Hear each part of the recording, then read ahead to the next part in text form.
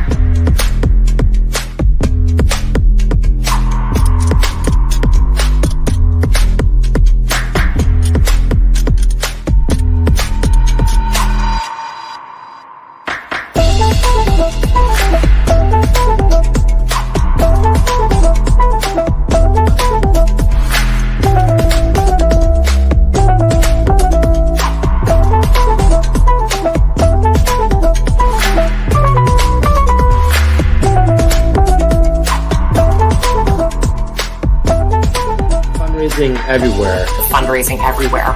Fundraising everywhere. Fundraising everywhere. Fundraising everywhere. Fundraising everywhere. Fundraising everywhere. Fundraising everywhere. Fundraising everywhere. Fundraising everywhere. Fundraising everywhere. Fundraising everywhere. Fundraising everywhere. Fundraising everywhere. Fundraising everywhere. Fundraising everywhere. Fundraising everywhere. Fundraising everywhere. Fundraising everywhere. You need to add me in there.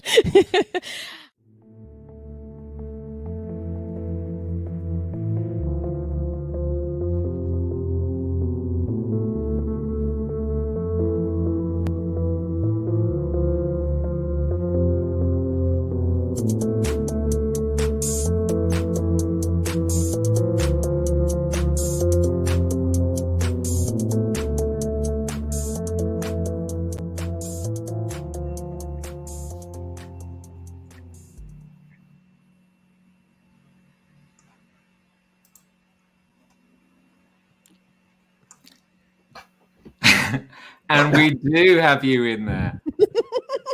But with your hair. I know. Look, I barely recognise you. Your vision in pink, Simon. I love it. Thank you.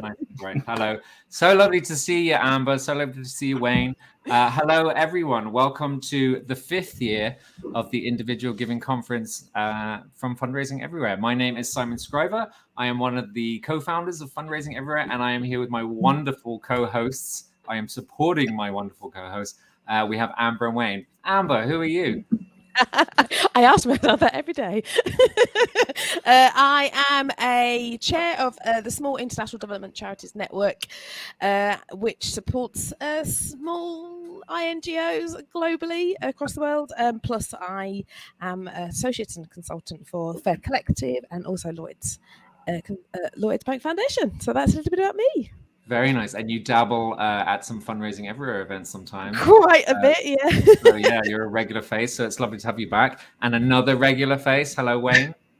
Oh yeah, I'm I hate this bit, so I'll get it out the way really quickly. I'm Wayne Murray. I'm the founder of Humanities Squared. I've worked in charity land since last century, so that sort of ages me a bit.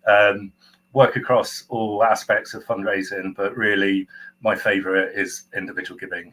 So here to support. Tough time for the sector. Let's see what we can do about boosting individual giving.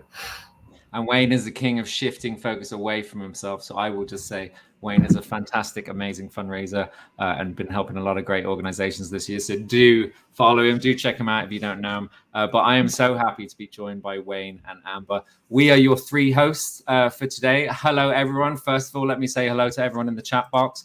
I can see people are using the chat box. If you haven't tried it out yet, you'll see it just to the right of the video.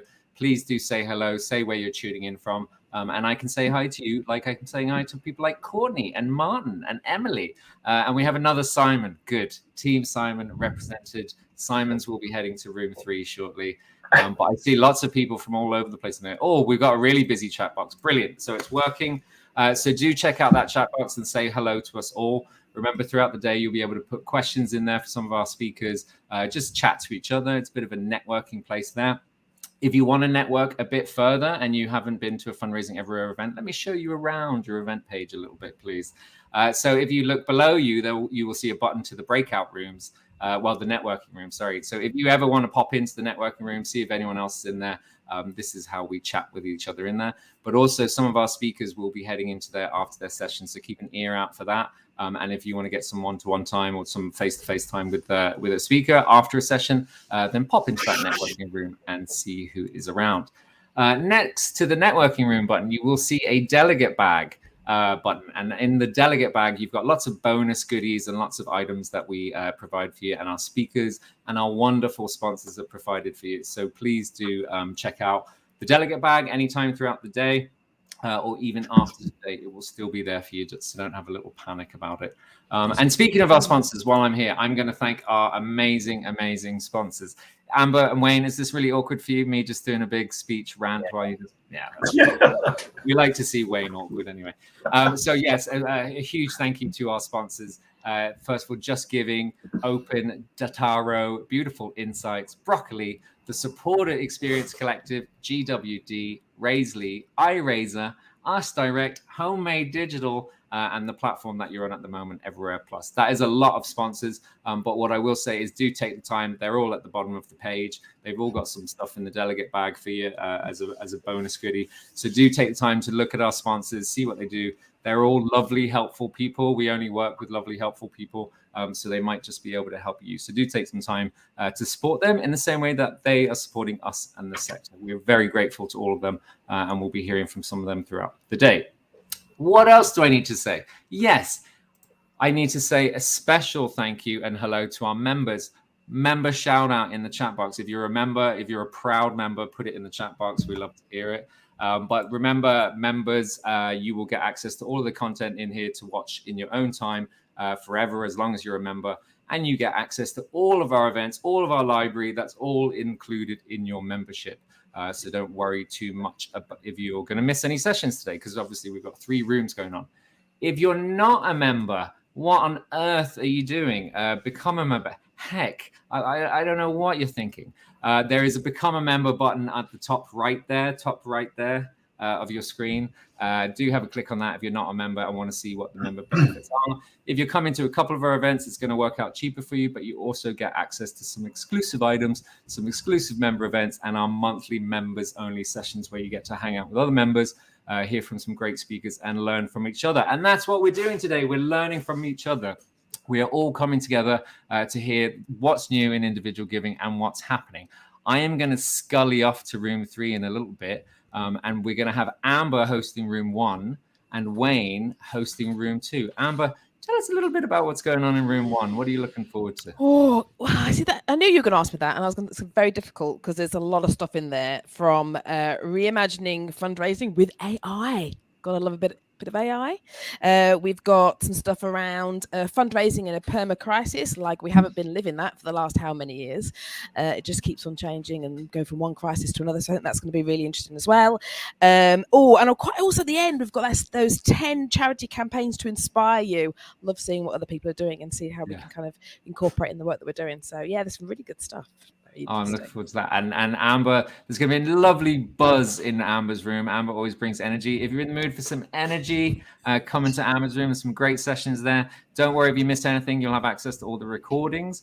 Waynoid, if you want a bit of love and a bit of peace and a bit of compassion and humanity, head into room 2 to see Wayne. Wayne, what's happening in room 2? All of that. Yeah. No, I'm really chuffed to be having room 2 because there's a real skew towards some aspects of individual giving that are really close to my heart. So there's a lot of stuff about digital, but there's also a lot of stuff about telephone and face-to-face.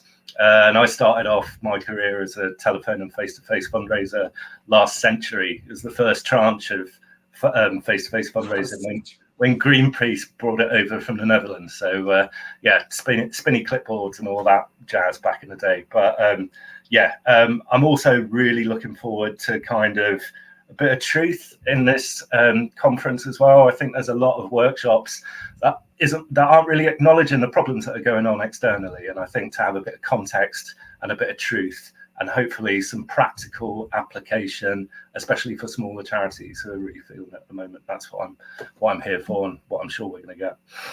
Nice. When Wayne started in telephone fundraising, it was the Rotary fans. Yeah, Brighton 217.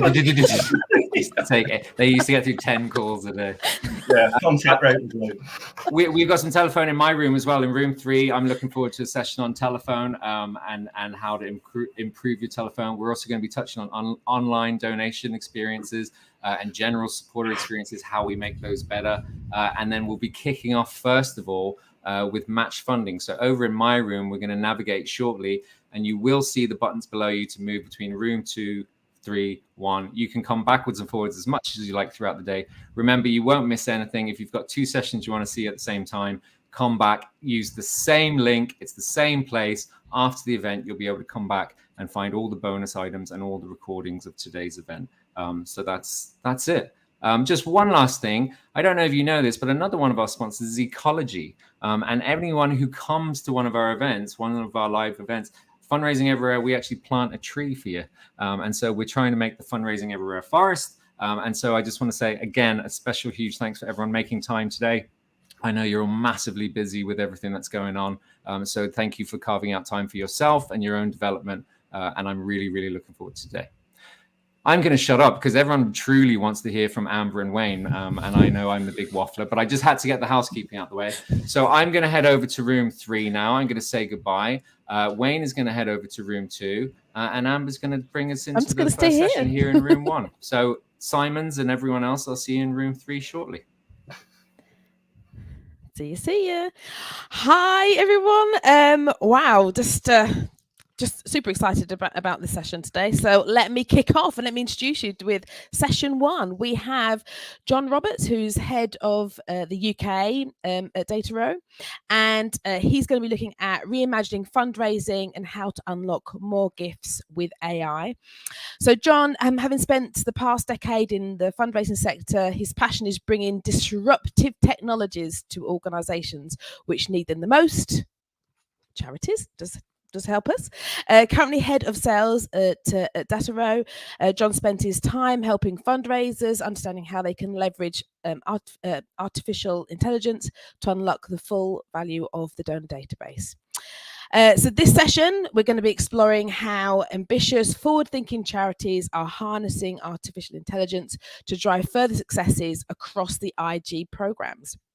They'll be looking at demystifying the concept of AI, helping attendees understand what's the latest advancements and what they mean for them and their donors, as well as examining a series of real-world case studies. I love a case study to highlight the positive impacts that the technology can have on you, your organisation, your campaigns.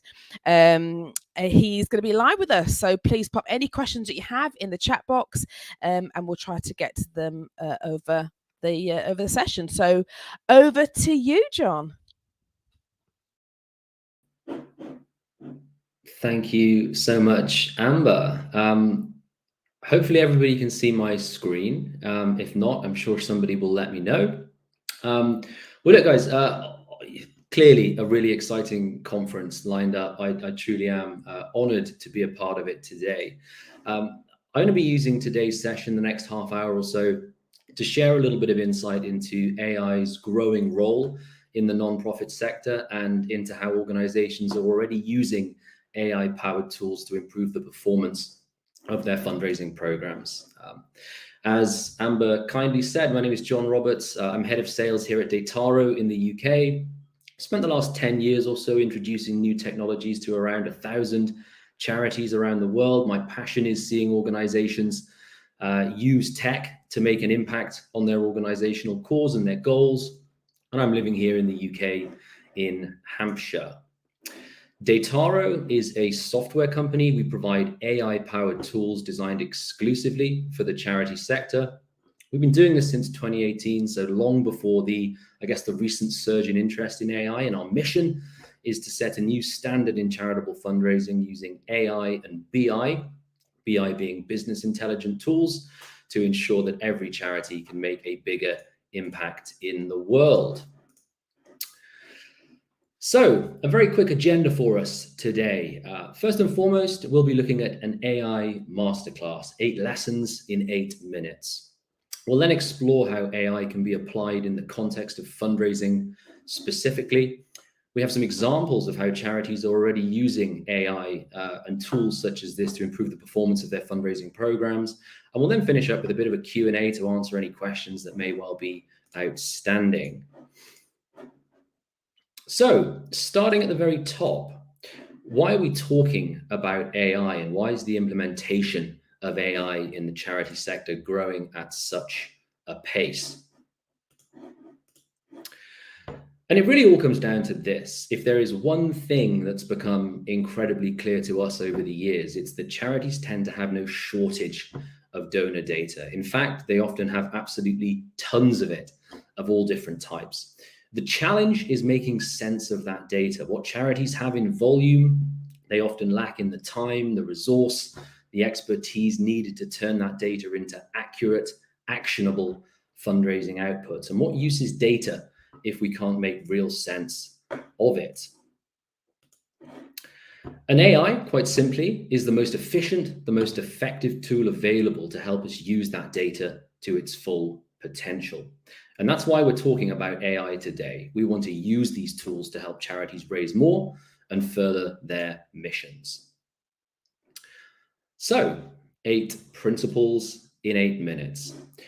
Lesson 1, forget what you've read. There are 2 broad categories of AI. Number 1, predictive. Predictive AI, as the name suggests, is all about generating predictions. Predictive AI requires lots and lots and lots of data.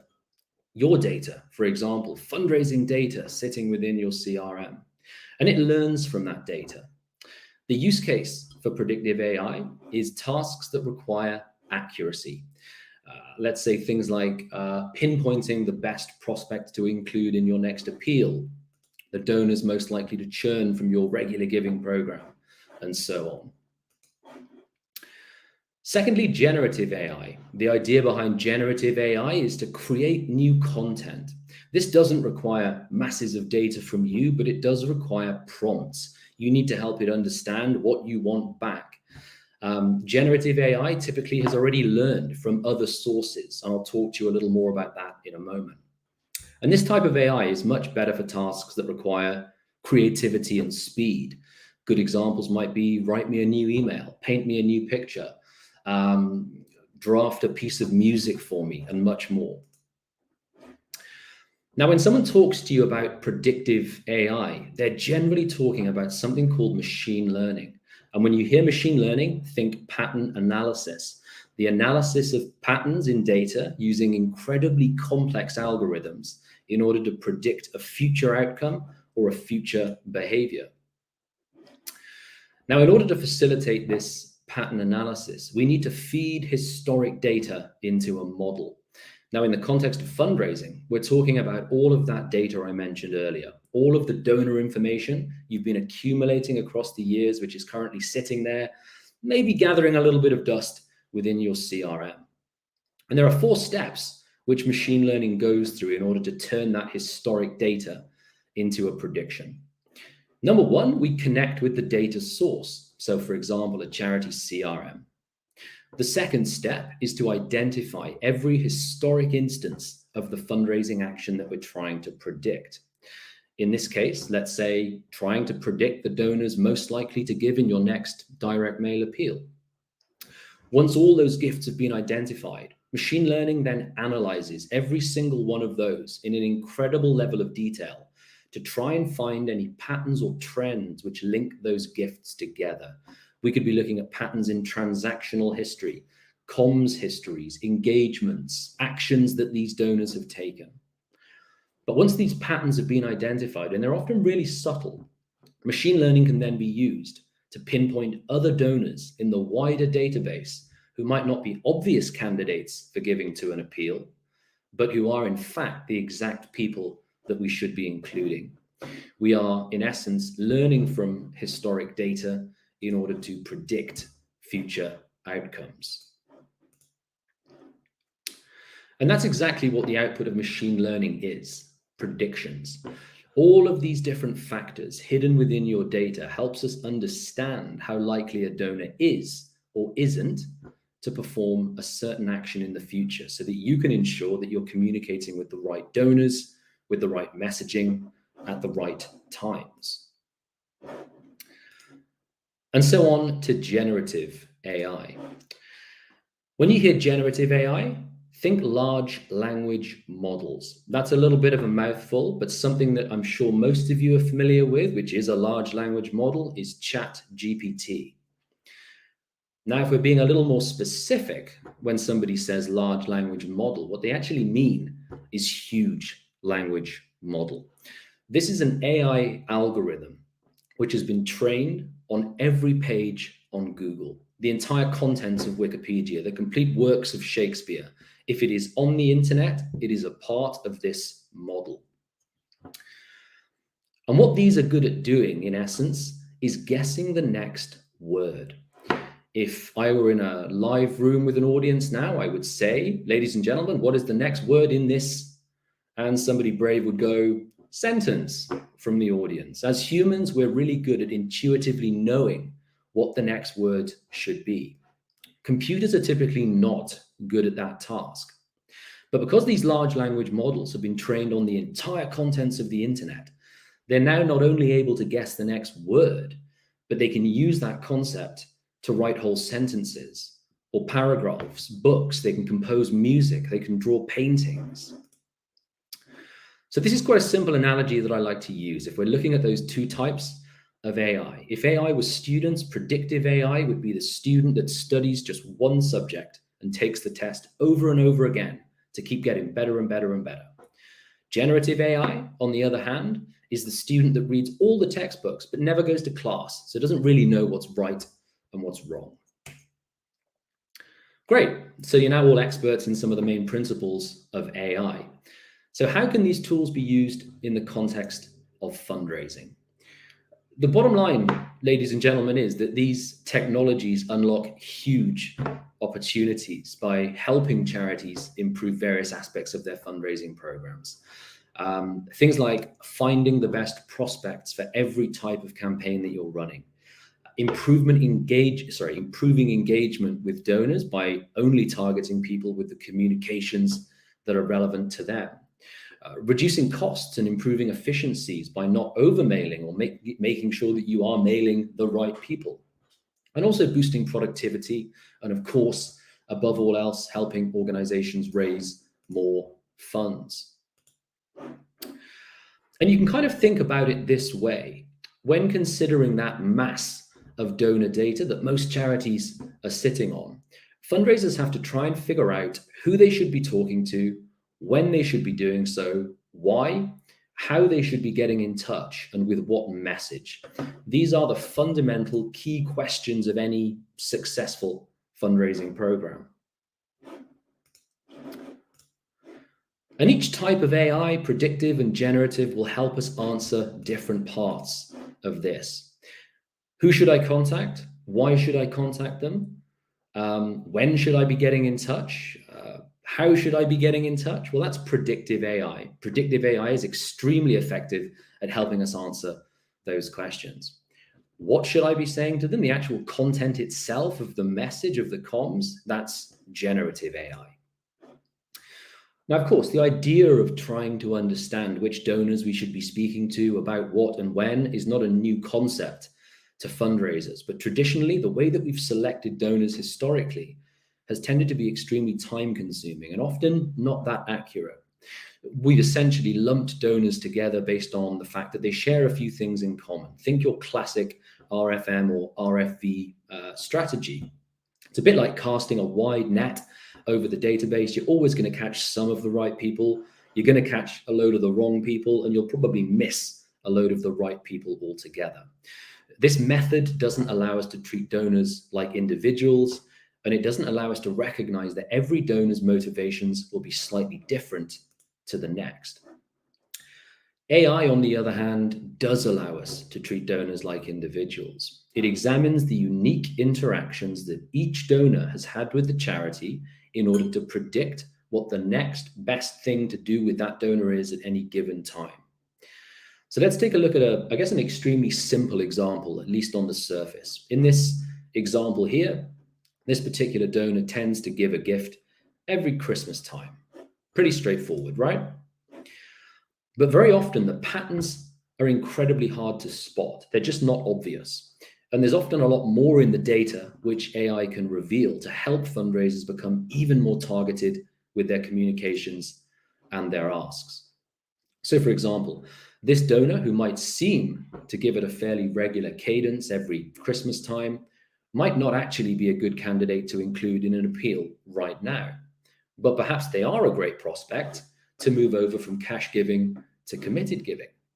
Now, if you're able to see that, don't waste time and risk eroding that relationship by asking them to give in an appeal. Remember that machine learning predictive AI is looking at all of the data points associated with a donor in order to help you understand what the next best action is for each and every supporter. So far, so good, but how is all this machine learning wizardry presented to the end user at the charity? And this is a really important point.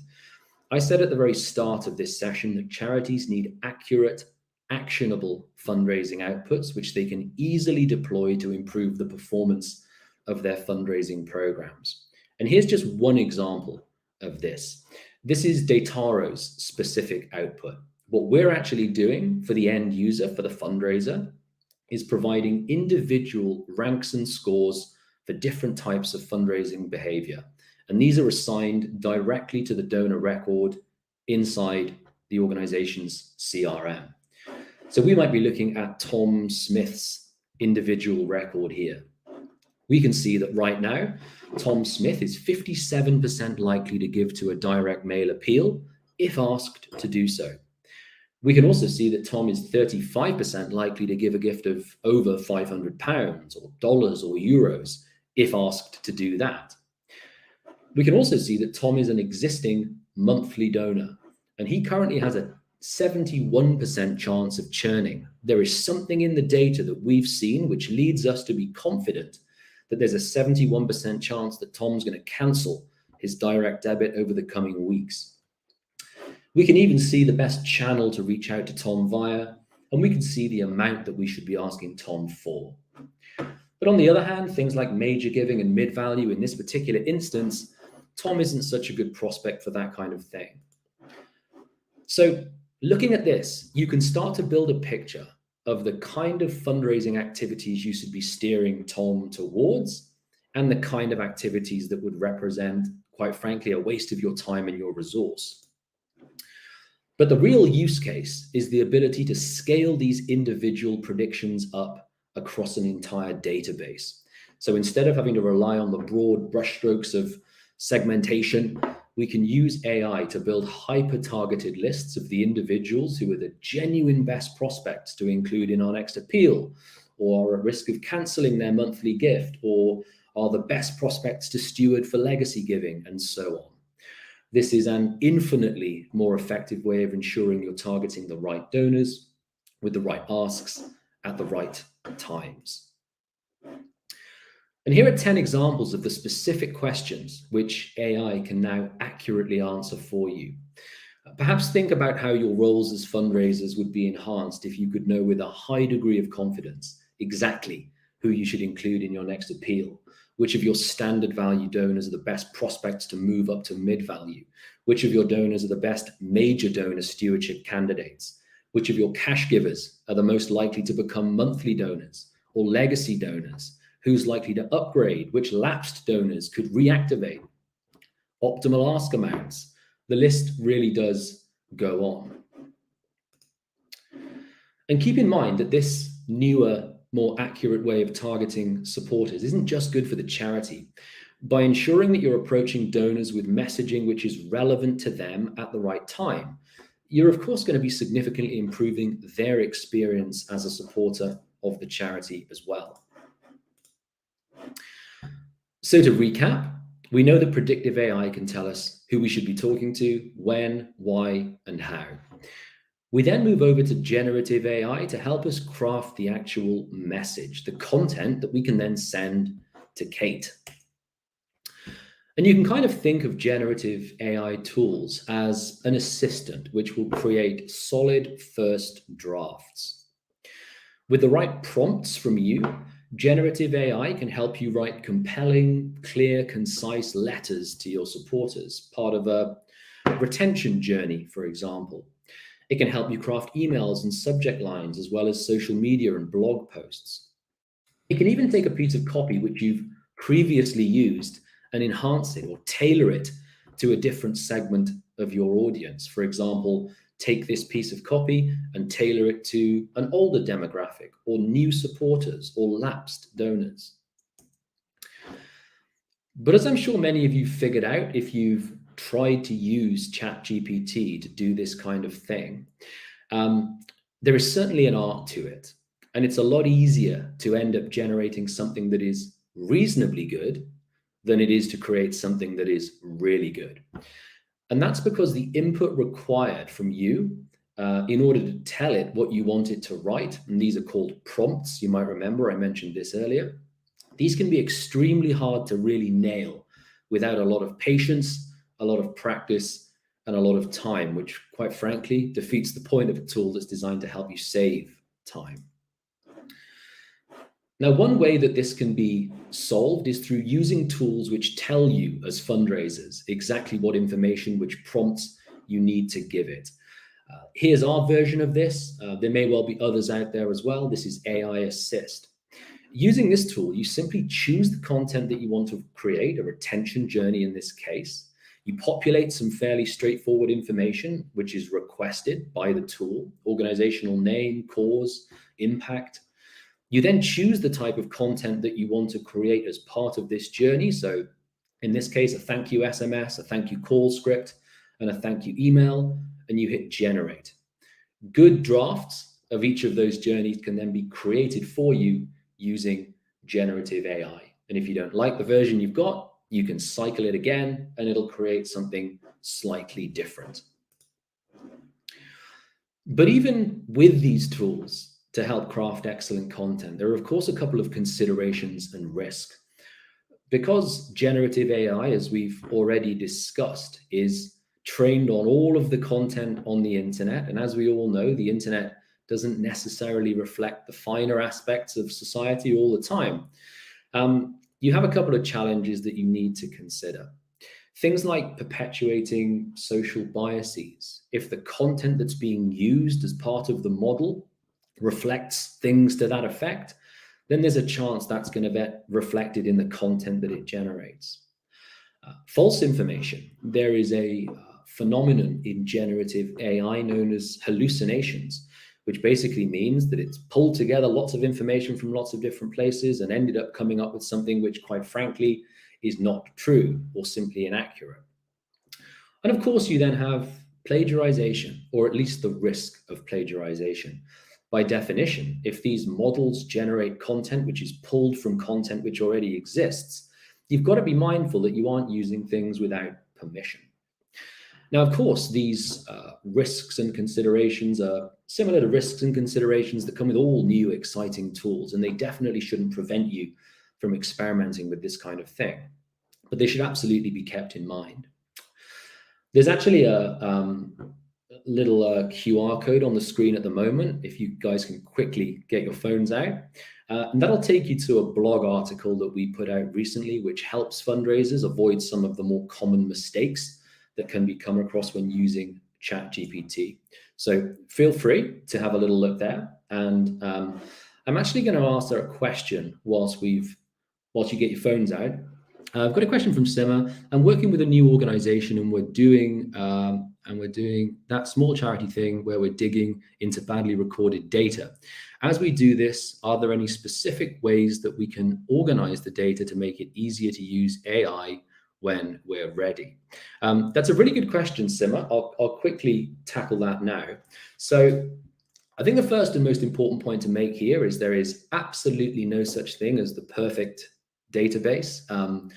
In terms of data quality, data hygiene, if there is, we've certainly never come across it ourselves. There are always going to be typical issues, gaps, inconsistencies, duplicated data, you'll have lapsed donors, all the rest.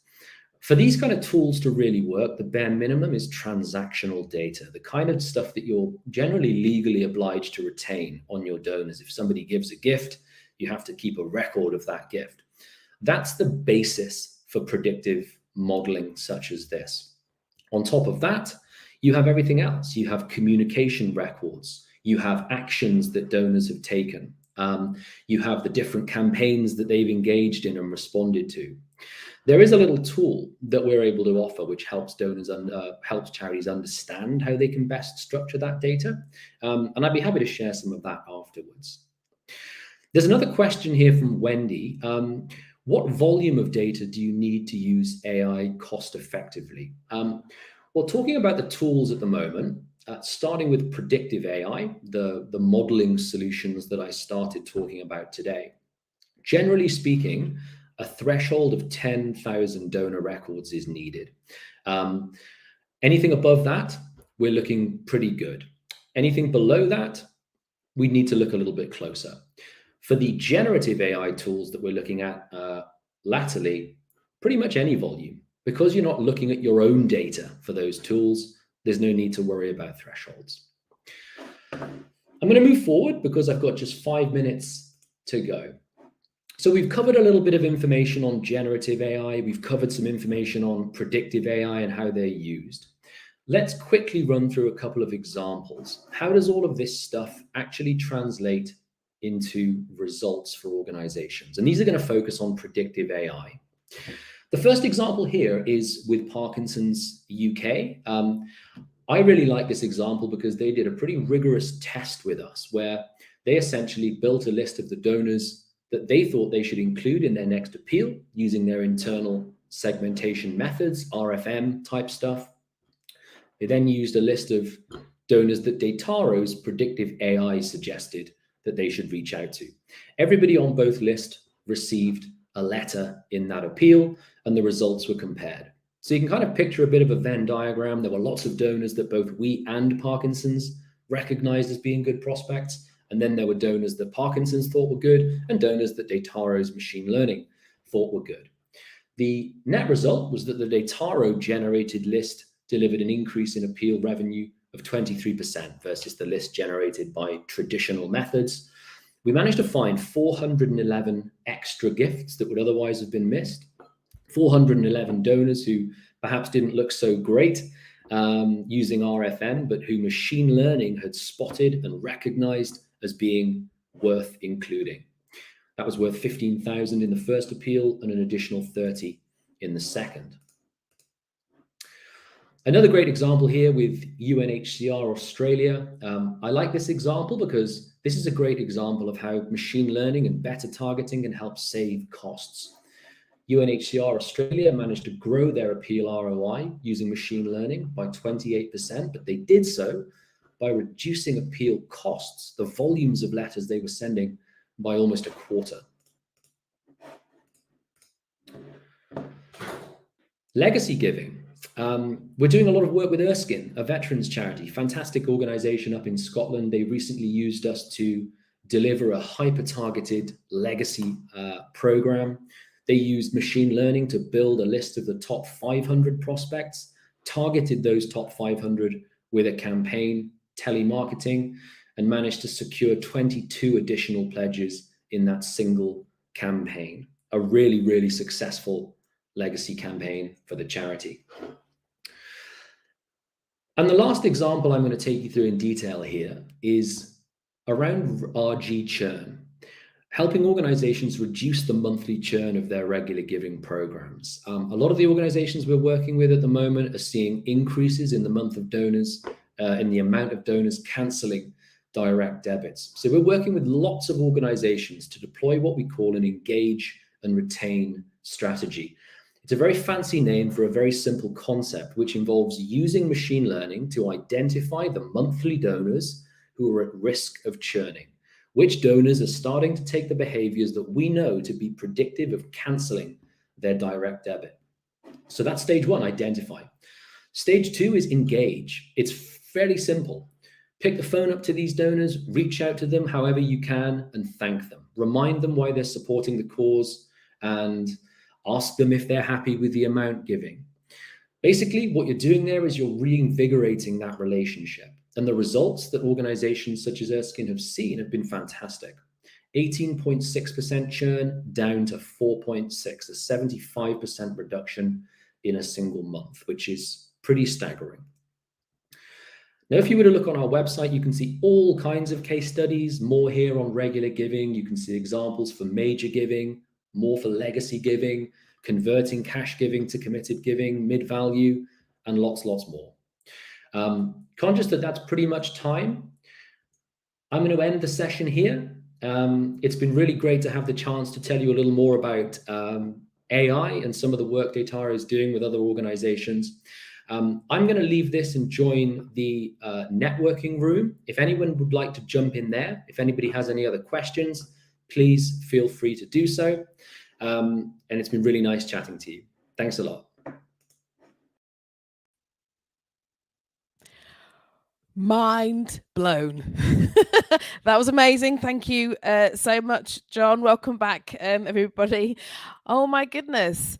Yes, I think that was, 8 lessons in 8 minutes. We've all become masters of AI, and just to kind of understand the difference between predictive and generative. So generative I get, because I've kind of played around with that myself, but the predictive aspect of it was just amazing. I imagine there's going to be a mass exodus now into that networking space with John. So please do hurry back, because we've got some other great people joining us in this room coming on next.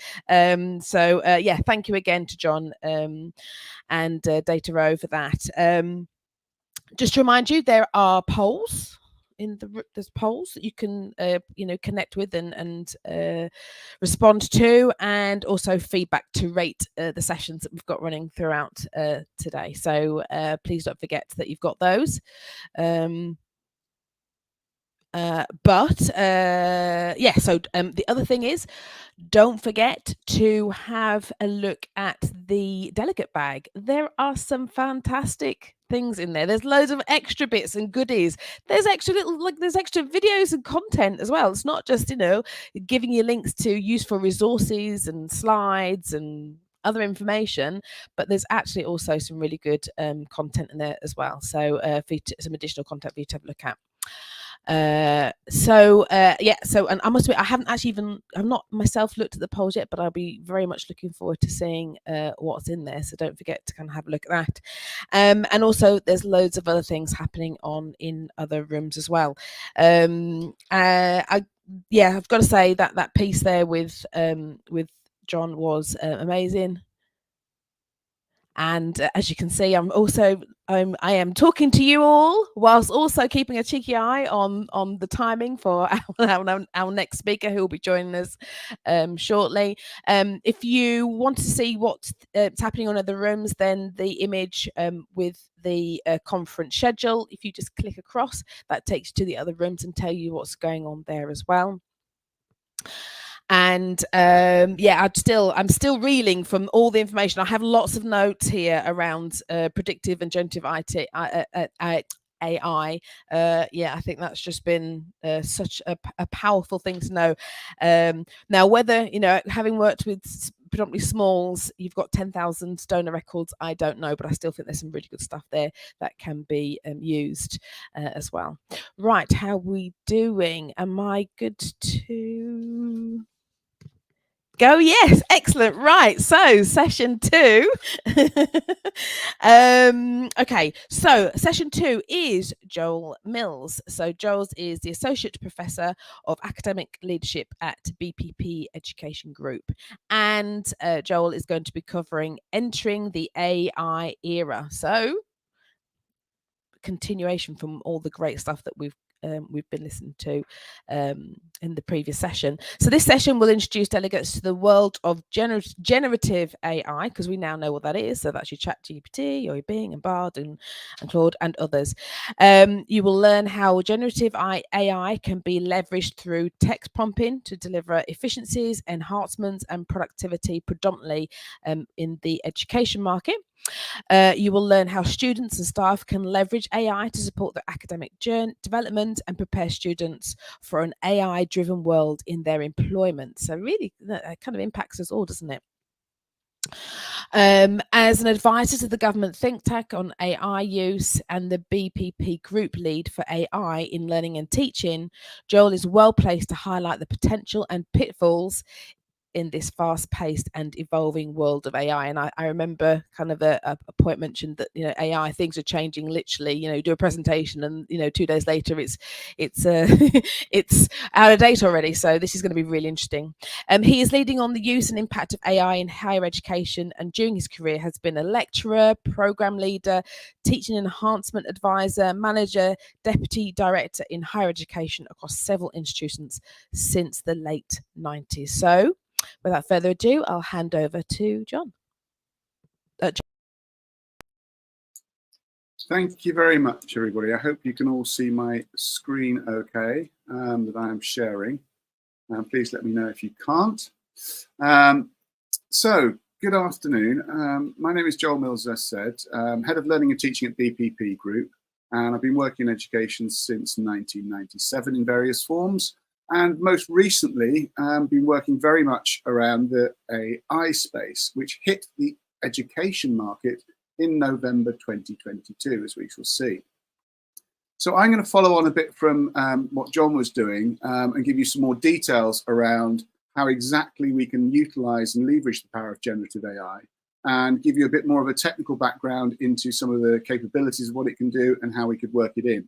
And whilst all of the examples I give you will be in the higher education sector in relation to what we're doing, this can also be applied in the fundraising sector in terms of clients and potential givers, etc., that we were looking at before. So without further ado, let's dive in. First of all, as John mentioned, the biggest player on the market is GPT, ChatGPT predominantly, which is a generative text tool. And it was released on the 30th of November in 2022, and it hit the market hard. It came out to a lot of a flurry of information, some really useful publicity around it, and it launched on a version called GPT-3. Since then, it's been upgraded to GPT-4, and it's currently the most complex generative AI tool on the market. It uses 8,000 tokens every time you prompt it. So we'll talk about that in a bit more detail in a moment, what a token actually is. But just to give you some idea, we'll compare the different AI tools that there are, and you'll see some of the differences between them. It's also got chat history, which enables you to go back through your chat. So you could have one chat for one particular instance and another chat for a different instance. And then you can go back and reignite those chats when you want to. And as we just heard, AI is moving incredibly quickly. Only a few weeks ago, literally a couple of weeks ago, OpenAI announced what's called multimodal input, which is basically you can hold a picture up to OpenAI ChatGPT, you can upload an image, and it can read that image and use it as an input, as a prompt. And do you know what? ChatGPT 5 is coming, and we have no idea what that will look like, but it is coming. So the next tool here is Bing. Bing Chat is an integrated search engine chat. It's from Microsoft. It's integrated into Edge browser and Bing search engine, and it was released in February 23. So a few months later, this came along, and it has access to the real-time internet via the Bing search engine. And it is also based on ChatGPT-4. Now, if you want GPT-4 with OpenAI through ChatGPT, you have to pay for it. It costs you $20 a month to subscribe to it. But if you want to access the same background information, GPT-4, for free, you can use Bing Chat. However, it's limited to what's called 2000 tokens. So it's got significantly less capability in terms of input and output than the other tools. It's also integrated into Windows 11 Search, and you'll find that it's integrated into the operating system directly as well. Google Bard chatbot is a conversational tool. So this was released in March, so shortly on the heels of Microsoft's tool. Google Bard released their chatbot called Bard AI. It too has access to the real-time internet through Google, and it is based on a different large language model. While Bing and OpenAI's chat is based on GPT-4, one set of instructions and models, this is based on Lambda, a language model for dialogue applications. And the point here is that this is designed to be a conversational tool. So you can have better conversations with it. You can create prose and narrative better. It only has 2000 tokens.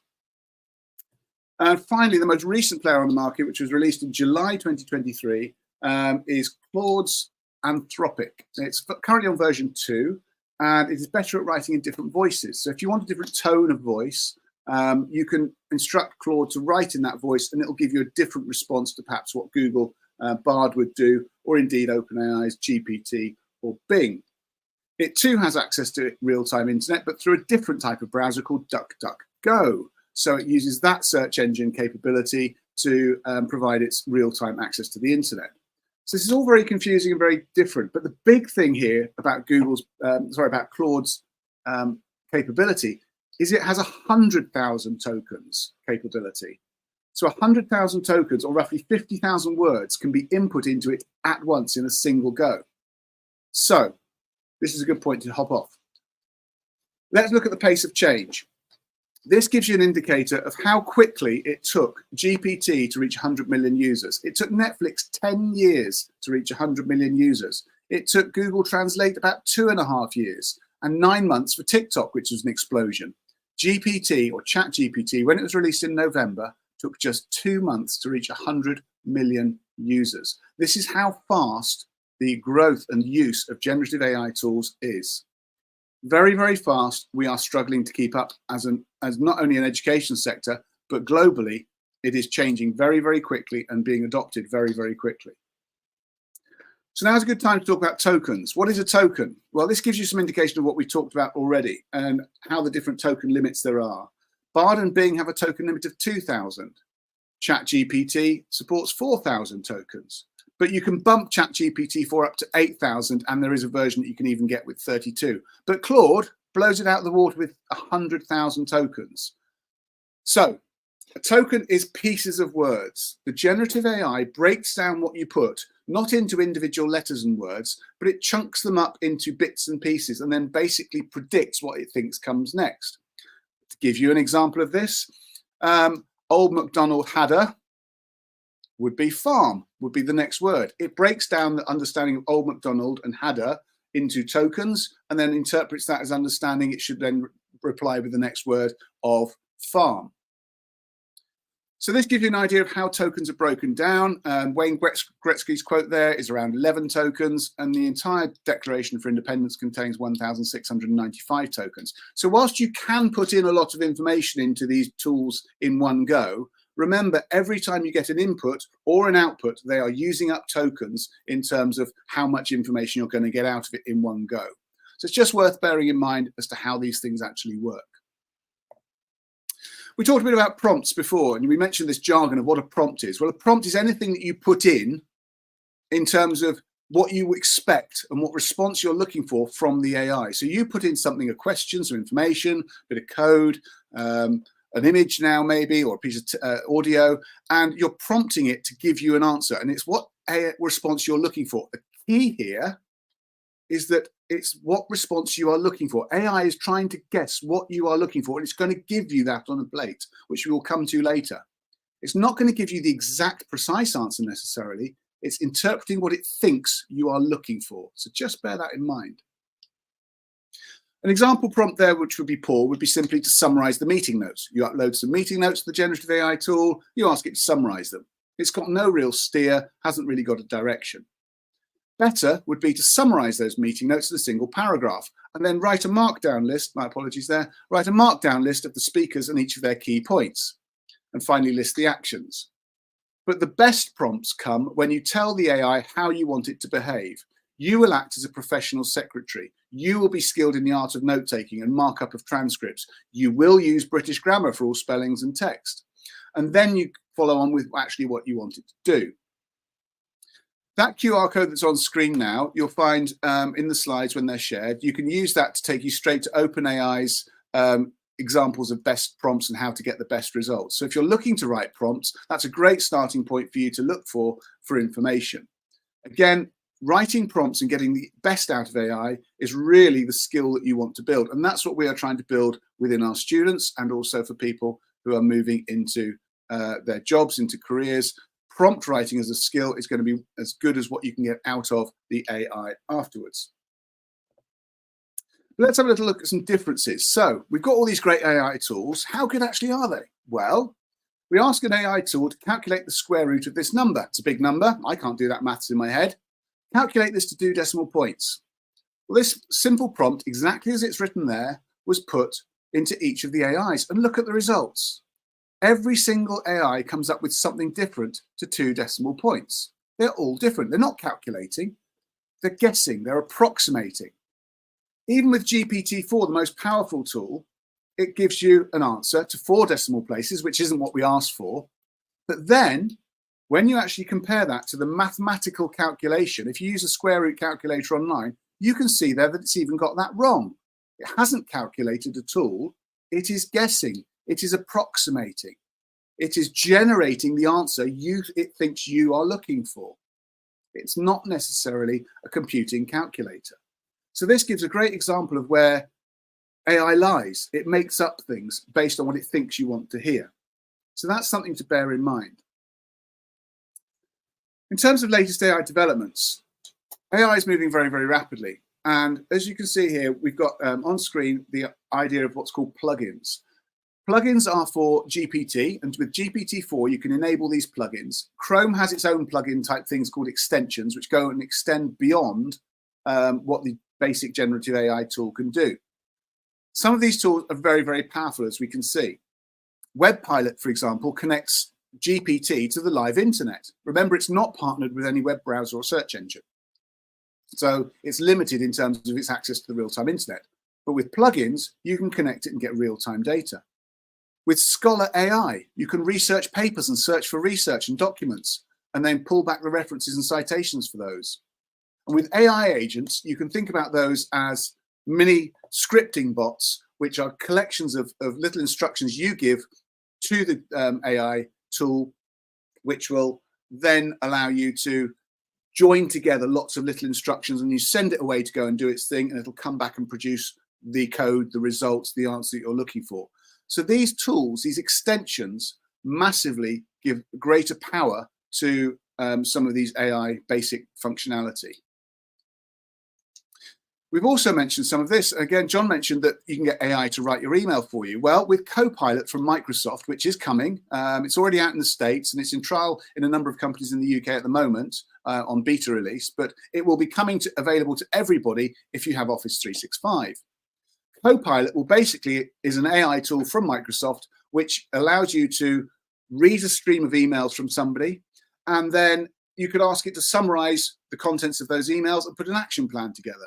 And it would then write the email for you and give you a draft before you send it. Or it might be that you want it to go away and look for certain bits of information and pull some thematic analysis out of something. So you could upload a number of documents or open a number of Word documents and say, pull together what these Word documents are talking about and produce me an action plan or a task list from this.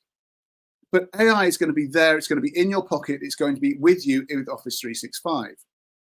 Now, of course, there's a cost to this, which is important in the third sector. The cost of this is likely to be $30 per user for a Copilot license. Now, currently, the current pricing plan in education is $30 per user just for a standard license for Microsoft Office 365. So if they're going to introduce Copilot, they're effectively doubling the price of you accessing some of these tools. So this, we'll come back to this later when we talk about digital equity and digital divides. So let's talk about AI as a friend. Now, unfortunately, this seems to be going a bit too fast and shouldn't be going that fast. I'm just going to stop that presentation at that point, and I will go back to my main slide. Apologies for that. That seems to be going through and using some timings that I hadn't planned for. Bear with me, slight technical hitch. AI as a friend. AI as a friend is a tool that we use, a term that we use in academia for understanding how we can actually use AI to support design. So we've already mentioned, for example, the idea of using AI as a research assistant. So AI as a research assistant allows us to use the tools to go away, find documents on the internet, find citations, find papers, and pull them together in a single place. So for academic writing, for bid writing, for fundraising, we could send it off on a task to go and find a number of papers, which we can then circulate and give to people for information. Now, in terms of how we actually get this working, we can use plugins, we can use extensions, etc. We can also use it to do curriculum design. So, for example, I've got here, if I just present this one, a second, review, slideshow, play, presenter view. There we go. This is opening up on my screen here. This is a prompt that we wrote to act as an academic developer. So this gives you an idea of how to write a prompt. We mentioned before how to understand to write the prompt which says you're going to be an academic developer and you're going to provide some context of how we want it to develop, in what framework, and we also want it to be able to interpret program aims. It's then responded to us, and when we've given it some learning outcomes, it's come up with, for example, here, it's come up with some learning outcomes which are aligned to the taxonomy. It's also come up with some written assignments, some assessment vehicles which are aligned to the learning outcomes. And it's come up with a final exam question and how that's working in terms of alignment. So in terms of what we actually want it to do, we can get it to do a lot of the background work that we might want it to achieve in terms of being able to support an academic developer.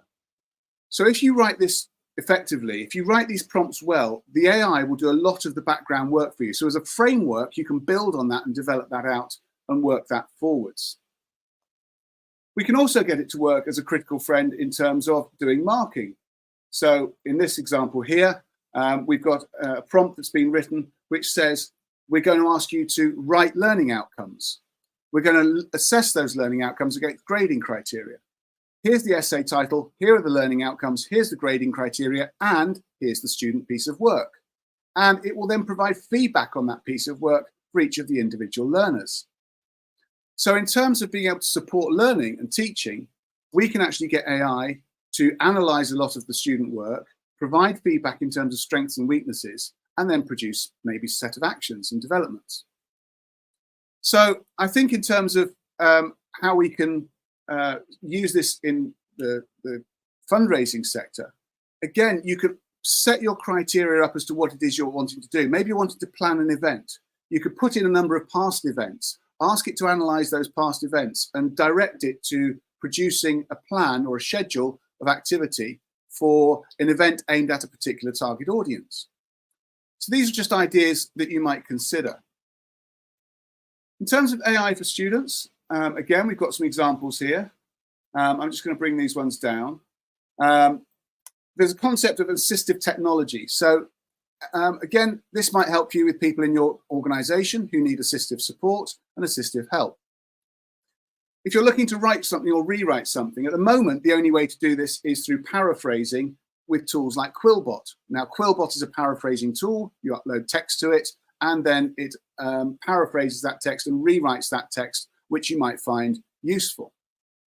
Now, whilst this is a third-party tool, it can also write in different languages and different voices. As you can see in the image that's on screen, the formal, simple, creative, and expand voices, which are highlighted in yellow, are actually a paid-for model. You have to pay in order to unlock those. So again, we're understanding that this freemium world of AI is only available to a certain number of people. If we want to expand and get the full capability of these tools, it's excluding those people because you have to pay. But Quillbot is essentially a useful tool. It helps you rewrite your text, comes up with alternatives. Think of it like a thesaurus on steroids a little bit. But with Copilot, Copilot will do this for you within Office 365. So there's going to be lots of overlap of these tools. And you'll find that from time to time, these tools are going to be available to you either as a third party or they'll be available to you within your environment. ChatGPT is also very good, and AI is very good at translation. This is a translation into French, for example, and it's very useful in terms of being able to write some content and simply paste it in, say, please translate this to French, German, English, even Chinese. And when it comes back, this was a piece of text that I translated into Chinese or Japanese, and I then got it retranslated back using Google Translate, and the translation that came back was fantastic. It was really, really accurate, showing that GPT had correctly translated it to a completely different alphabet and language, and then when it's translated back, it made sense. So this was a really useful tool in terms of how we can actually utilize resources that we've already got, but repurpose them for a wider audience.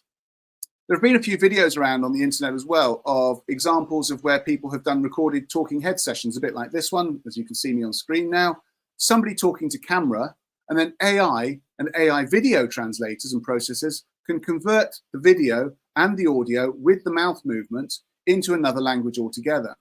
So if you're doing social media activity or advertising or publicity material in your native language, it's very easy to use AI to translate that now into other languages with a high degree of accuracy. Again, that's something that one might think about. Finally, there's some things I'd like to cover on ethical considerations. So again, I'm now sharing some ethical considerations on screen here, so I'll try to go over to this one. First and foremost, we've got this idea of LLM data training. LLM data training, the large language model data training, is how the data it was actually trained to produce these results. Who trained it? Where was it trained? Well, there was a lot of scandal around the OpenAI training for its data of GPT-4 model because OpenAI paid people in Africa in poor working conditions to do all of this training, looking at a lot of data, looking at a lot of information and deciding what was appropriate, what wasn't appropriate, what was a picture of a man, what wasn't a picture of a man, what was a picture of a doctor, as in this case, or not, as the case may be. And this is really important because the ethics around how the data is trained matter. And just because we can do something, it doesn't necessarily mean we should do it. So this is always something you have to bear in mind when you come to thinking about how you're actually going to be using your AI ethically in your organization. Examples of this, of how this data was trained, reveals a lot of issues like gender bias and racial bias and racial stereotyping. In the example that was on screen, we saw an image of two doctors. It was or two people in the medical profession, which were entirely AI generated. And here's a great question to ask that reveals the gender bias in some of the AIs. The doctor married the nurse because she was pregnant. Who was pregnant? Well, according to the AI, if you type that question into something like an early version 3 of GPT, it'll always say the nurse was pregnant, because it will assume the nurse was in the female position as opposed to being in the senior position of being a doctor.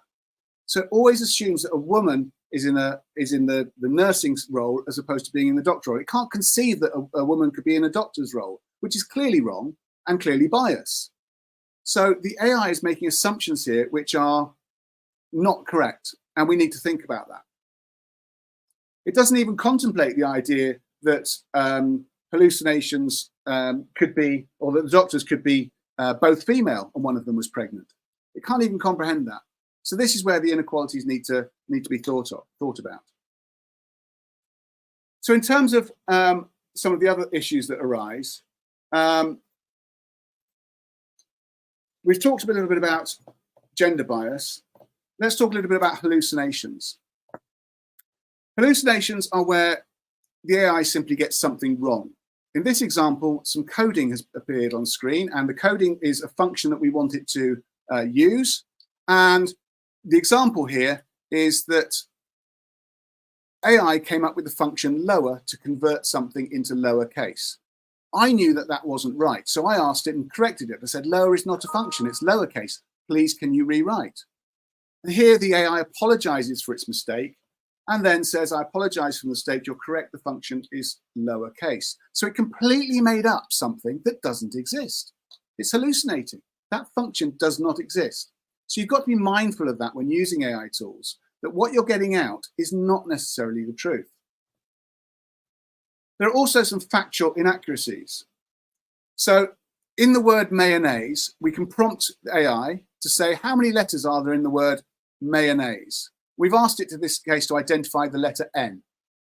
And it's come up with the fact that there are 3 N's in the word mayonnaise, and their positions are in position 2, in 3, in 6, and 8.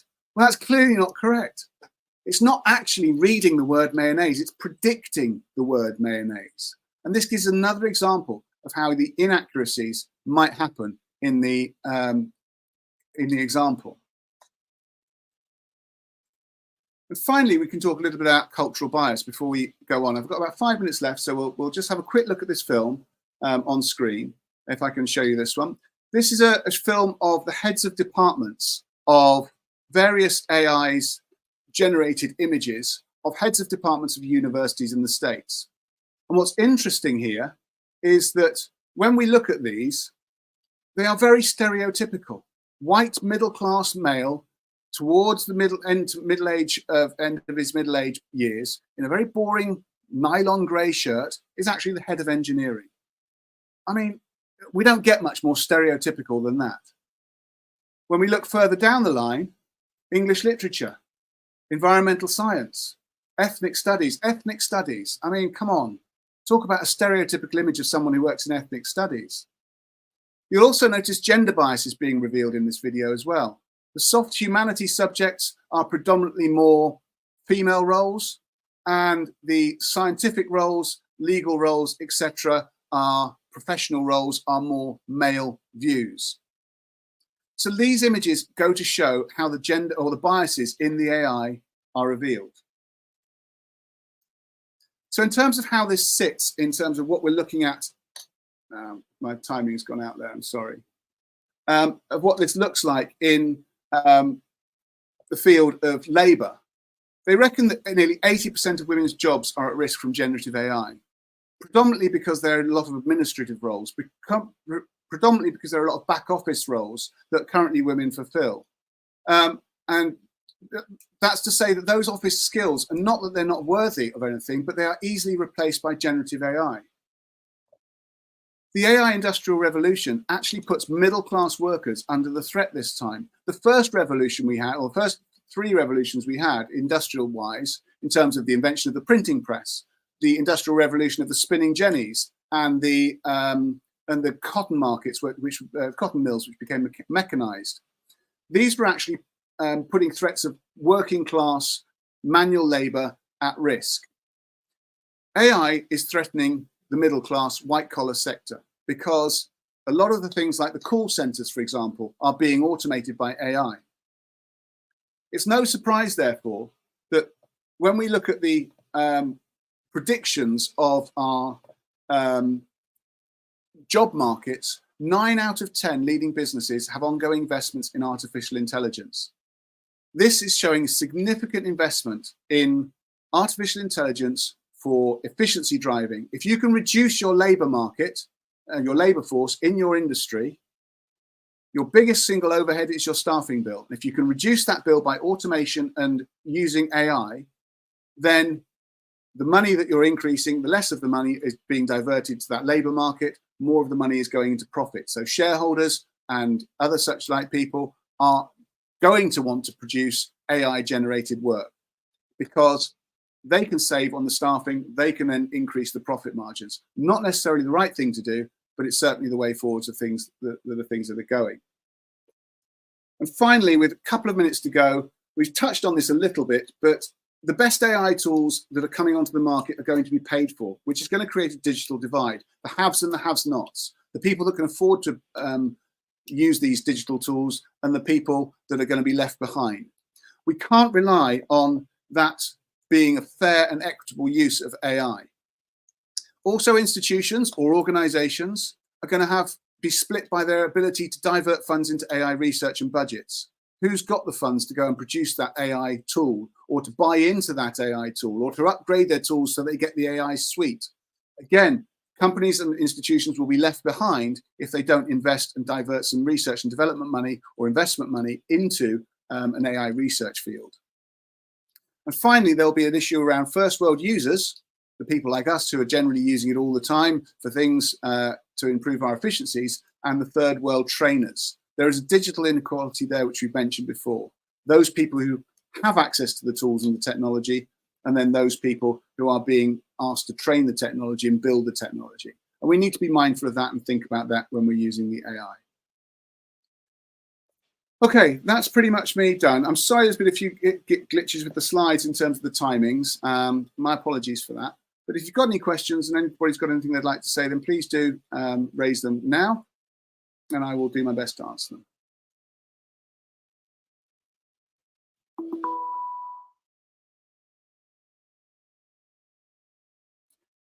Is Quillbot like Grammarly? Yes, Quillbot is very like Grammarly. Grammarly does your spelling, punctuation, and grammar on the fly. Grammarly will also integrate to Word, and therefore you can be typing in Word and it will work with Word, particularly Word Online. And Quillbot is more where you can chunk text in. You can upload whole sections of text, whole paragraphs, and ask it to rephrase it. So it almost is like rewriting your large chunks of text. Think of Grammarly as your spell checker and grammar checker, but Quillbot is more of a rewriting tool. Both of those will be surpassed by Microsoft Copilot, by the way. They will not need to be in existence after Microsoft Copilot gets out there. Where should we start? Well, you should probably start with two strands, really. You should start with playing with the tools and getting used to using them and trying writing prompts. Trying to get information out of these tools is really important. You can use any of the tools that are mentioned. Just be aware that you should not be putting anything into those tools which is data sensitive for your organization. So anything that might be a breach of GDPR or anything that might be a breach of your public IP or your IPs for your company, don't put that into the free models, because anything you put into those models ultimately is training that model and could surface if somebody else did a query on a similar nature. So, for example, if you put in your entire accountancy figures and fundraising figures, and then somebody searched for the fundraising figures for your company, they could be revealed through the AI tool, much like you do with Google. So the first thing I would do is play with them and have a go with them. And the second thing I would do is get your legal teams involved so that you're actually up to speed with what legally can be done with these tools in terms of protecting your data and your IP. So first things first, have a play, get legal on board so that they've got policy and things around that in your organization to handle this, what you can and can't do. And then lastly, you'll need to get an organizational account of some kind if you're going to go down the route of using this with your own personal and private data. Quickest win for fundraisers. Realistically, probably searching for bids online or using the tool to search for opportunities for things. So as a fundraiser, you're going to be looking for opportunities as to where fundraising might lie. John gave some really good examples of analysing the data within your organisation, of understanding where the most, looking at event data, for example, and the number of people who attended an event, the number of people who then followed on and contributed to the event. Well, AI can analyse all that for you, and it can come up with some really useful ideas of how you might then go and develop that. So you can take data from one set and say, we've got this data set. Now, what would be the best solution to maximise the efficiency of reaching 100,000 people, for example? So you can ask it questions of your data and get it to do the analysis for you. That would be a good starting place. AI image generators, I didn't put that in because of the time. There are a lot of AI image generators. There's DALL-E. DALL-E is available through OpenAI. There's Midjourney. There is Adobe Firefly, and there are a few others. But Adobe Firefly is a good one. It works really nicely and is very powerful. DALL-E 3 is currently the most powerful, though, and you can access that directly through OpenAI's interface, and it will generate logos for you. It'll generate images for you, and it's available as part of GPT in the paid model. But I would go with one of those, yeah. But there are lots of AI image generator examples, and again, they're a different challenge altogether in terms of legalities and copyright issues and plagiarism of artists' work and all sorts of things. But I wanted to focus on the tech side of it today.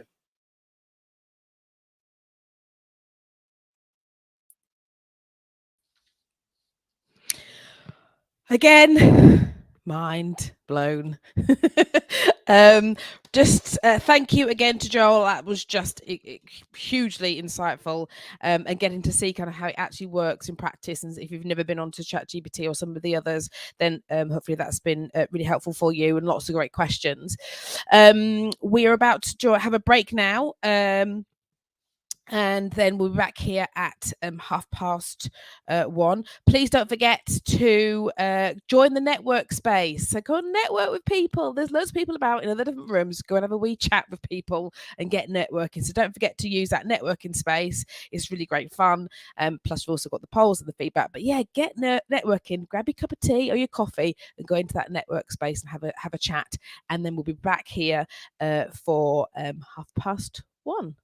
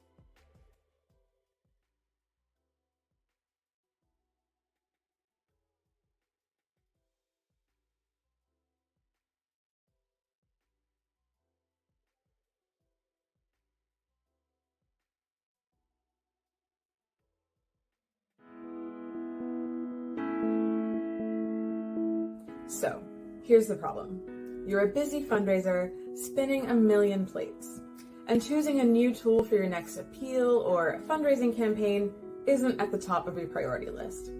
Plus, the last time you looked, Just Giving wasn't an option for individual giving because all you got was anonymous data. Well, that's all changed with Giving Checkout, our new free donation form and button that's quick and easy to implement. And you get 100% donor data so you can thank and add donors to your stewardship programs. Whether you want a branded donation flow for your website, a simple shareable link for your emails, a QR code for your collection boxes, Just Giving has you covered. Join thousands of other charities already using Giving Checkout to receive direct donations and regular gifts. Oh yeah, did I mention it does direct debit too? To get started, head to your Just Giving account and click the Giving Checkout tab, or email me on successteam@justgiving.com to find out more.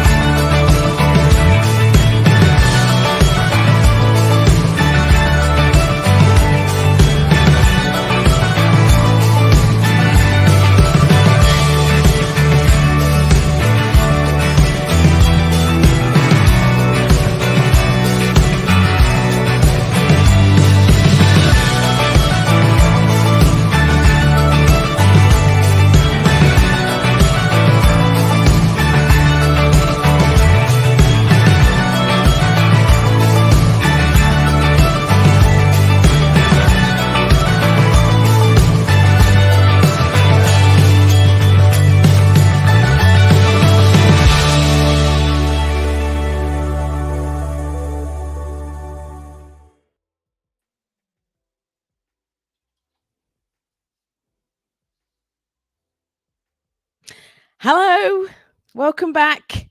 Hope you had a chance to grab yourself a refreshment, cup of tea, coffee, or whatever it is your pleasure. And hope you had a chance to have a quick pop into the networking room. And don't forget, that's open for you to access at your leisure as well. Right, we've had some fantastic speakers so far. Can you believe an hour and a half has already gone? It has flown. I did feel like the previous sessions maybe felt like a bit like Skynet and Terminator, but it was all really good stuff. So what's next? We now have session 3. So we have Stephen Dodds. And we've got Paul Seabrook from Beautiful Insights. What a lovely name. And they're going to be looking at fundraising in a perma-crisis, the view from your supporters. Perma-crisis, we've had a lot of that. It's like extended period of insecurity and instability when we're lurching from one crisis to the next, and it doesn't feel like it hasn't stopped. So just to give you an overview of what they're going to be covering. So COVID, then we've had Ukraine war, then we've had climate and energy crisis, then we've had soaring inflation, and then we've had rising interest rates, and now we have everything that's happening over with Israel and Palestine.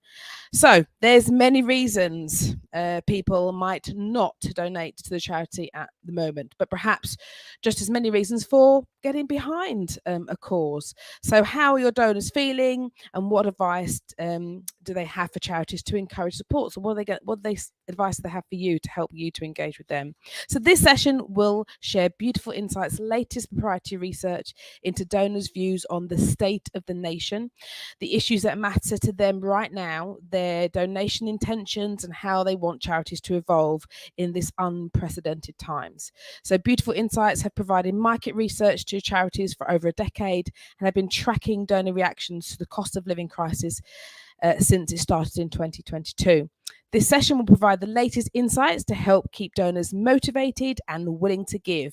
So, without further ado, over to Stephen, the Managing Director, and Paul, founder of Beautiful Insights.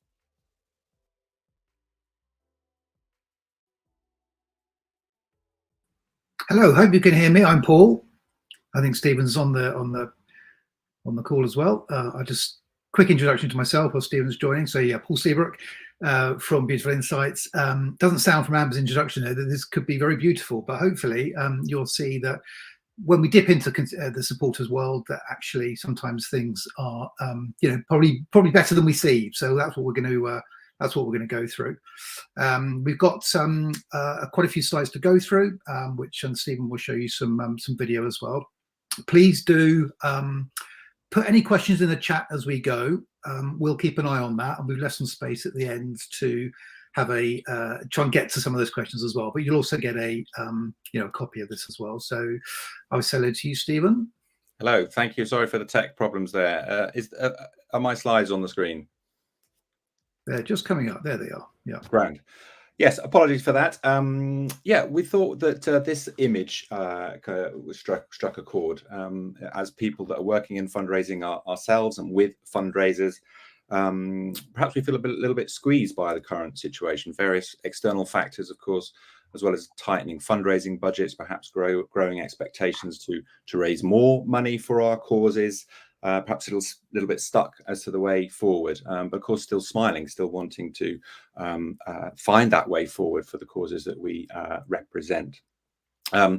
So we've got the highlights of kind of 12 to 18 months worth of research to share with you here. Hopefully that will give you some inspiration, confidence, guidance as to what that way forward might be. Please do put questions in the chat, of course, and also we'll be in the breakout rooms afterwards if anybody wants to continue the conversation. Just a quick word on some of our beautiful clients and a little bit more about who we are for 10 seconds or so. We specialize in working with full service market research agency. We run qualitative and quantitative research. We specialize in working with charities, supporting their kind of fundraising and communications programs in particular. I guess what all these charities that we've worked with this year have got in common is they're all kind of fighting a battle for relevance, fighting a battle for for greater attention from supporters and potential supporters, and all wanting to look at the world a bit differently. Perhaps like you, perhaps that's why you came here to this session today. You're wanting to see the world from your supporters' point of view, so that you can take those views and kind of adapt potentially your fundraising programs accordingly. as mentioned at the top of the show, the perma crisis was Colin's word of the year last year. This graphic seems to kind of perhaps sum up the procession of unfolding kind of crises that have already been mentioned. That has, of course, caused a lot of short-term pain, financial challenges that we've, all of us have felt one way or another. But we also feel that there are kind of deeper emotional impacts and deeper potential changes to donors' needs and what they're looking for from charities. And one of the things we kind of wondered about was what we were calling this kind of perma-crisis paradox, this idea that there is, of course, more need at the moment. We're in an environment of need that's perhaps unprecedented wherever you look. In terms, there are people, populations, indeed the whole planet that is needing more support than they're currently receiving. Now, need is a good thing from a charity brand point of view, from a fundraising point of view. Charity brands need. It gives us legitimacy. It gives us permission to talk to supporters and to fundraise. But of course, there's less funds and more reasons why charities may not pass those funds and give those funds to charities. So what we wanted to look at was try and answer these questions, really. What is the role for charities nowadays? Has it changed at all in light of this kind of external environment? Are donors changing or adapting their giving? And I guess most crucially, what do they want from charities in order to keep supporting those charities through these times? So we've got a couple of things to show you. Firstly, we wanted to share kind of 5 or 6 minute film of interviews that we ran with charity donors in July. So these are, if you like, your typical donor is who we wanted to talk to. These are all people giving to charities, large and small. They were middle income individuals. They all had direct debits to charities.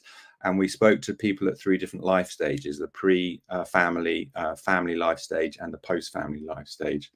And then Paul will share afterwards the insights from a variety of surveys that we've been running with supporters over the last 12 months or so, following up and kind of exploring in more depth some of the insights that we see in this from these interviews. So I'll just without further ado, I'll just let this film play. It's about 5-6 minutes long.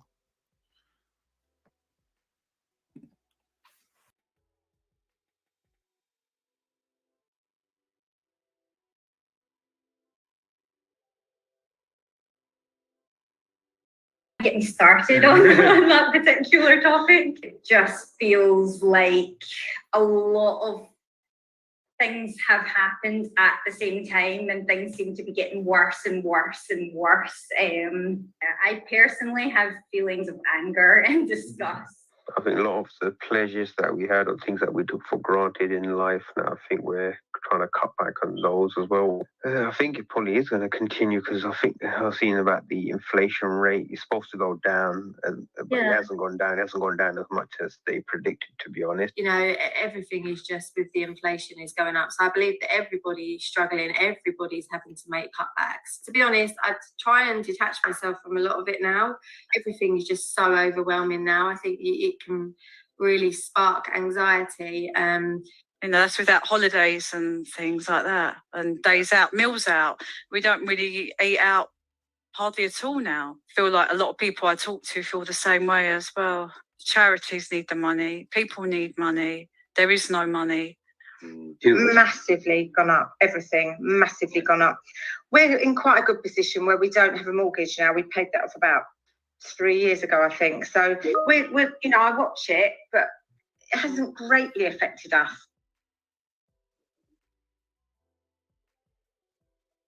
Personally, for me, again, it's a subject that I'm very passionate about and really quite angry about, because I feel like charities have had to pick up the slack of the UK government in particular, and their role seems to be increasing. And if charities didn't exist, especially at this kind of point in time, like, they've always been important, but I feel like their importance is growing, and for me that's completely wrong. Maybe people, I think the hope is that the people are protesting. To be honest, I wouldn't say I'm a protester there, but people, you can see there are good people around the world that do protest on behalf of people. You can see people in general are passionate about their beliefs. I think it will have to be more of a community thing rather than a government thing, and the higher seniority is helping us. You do need charities because people need help. Without the charities, well, what would happen? You can't be getting enough from the government because that's why they're getting charity. I mean, I'm not saying not everyone deserves money from the government, but they obviously need money from people because, or else they wouldn't be asking for it, would they?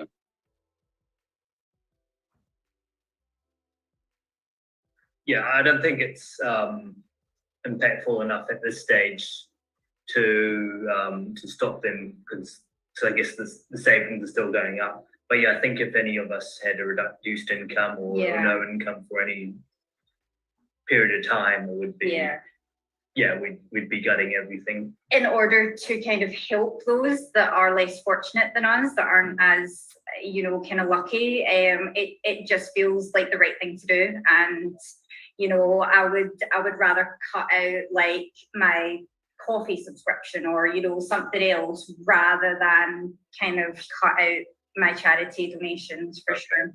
Even though times are hard, you still got that bit of money you could help someone out as well. But I haven't had any direct. Well, to be honest with you, if I do get stuff through the post, I don't even read it. I just chuck it straight in the bin. So I don't really.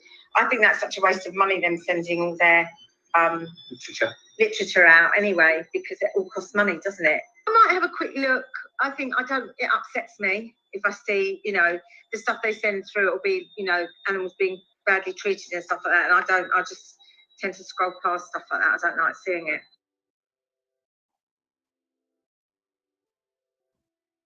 One thing that I do find a little bit frustrating about charities in general, actually, is just the lack of transparency sometimes. Like, I feel like, and to be fair, some charities have kind of cottoned on to this, and they're very open and honest about how much their CEO is being paid, about how much everyone is actually getting paid that works there.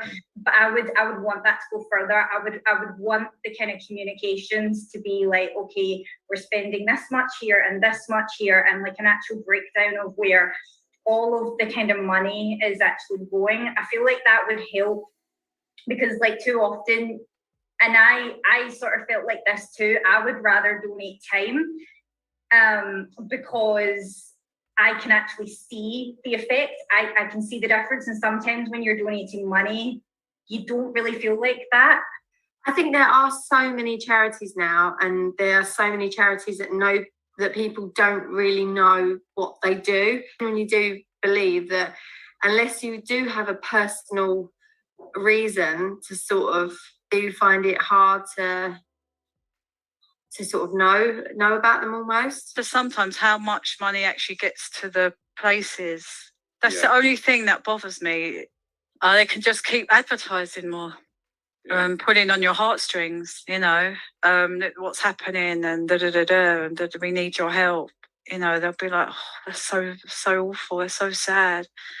Should really help, should really do something. A friend of mine was working with me at one stage. He just said to me, I don't know how it came up, but something about the Christ at Christmas. I've got to put my donation in. I said, what's that for? And he said, Christ at Christmas. I said, oh, I wouldn't expect that from someone like you. You know what I mean? He was a bit, you know. He said, no. He said, it could be me one day. He said, it could be any of us.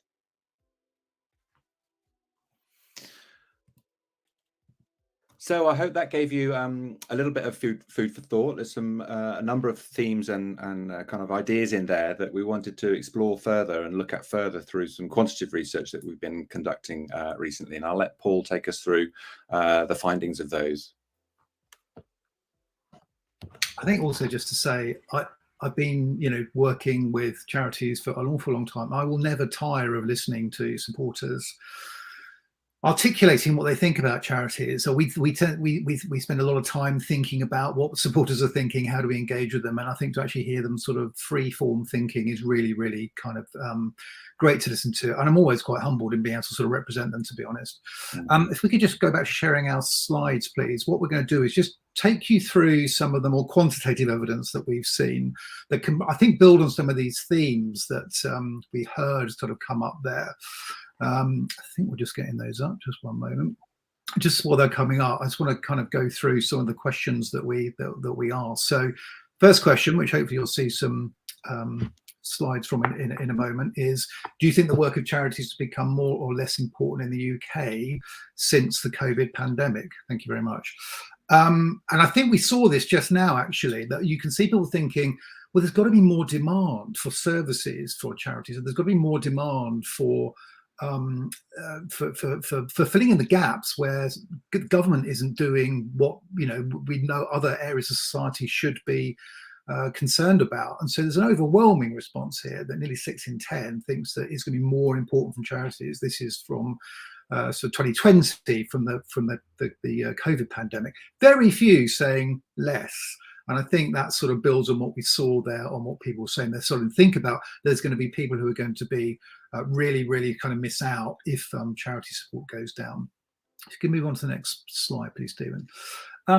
So then when it comes to, I think, about what actually people's personal views are that might be kind of fulfilling for them in the way that they're giving to charity and how they're thinking about the role of charity in society. When times are hard, it's important that people do what they can do to help each other.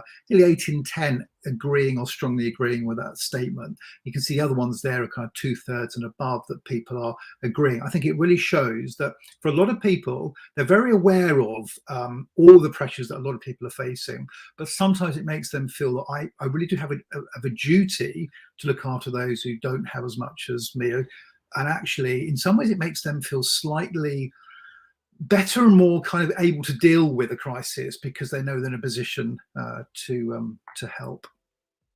Next slide, please. We asked actually then, which causes do you think there's going to be an increase in demand for in services this year? Mental health's the big one. Most of the ones that we saw an increase for, actually, the ones that tend to be in a kind of not mentioned so much are more disaster relief, and that pretty much depends on when the survey is live, is whether or not there is a disaster that's high profile, and that will tend to suppress that.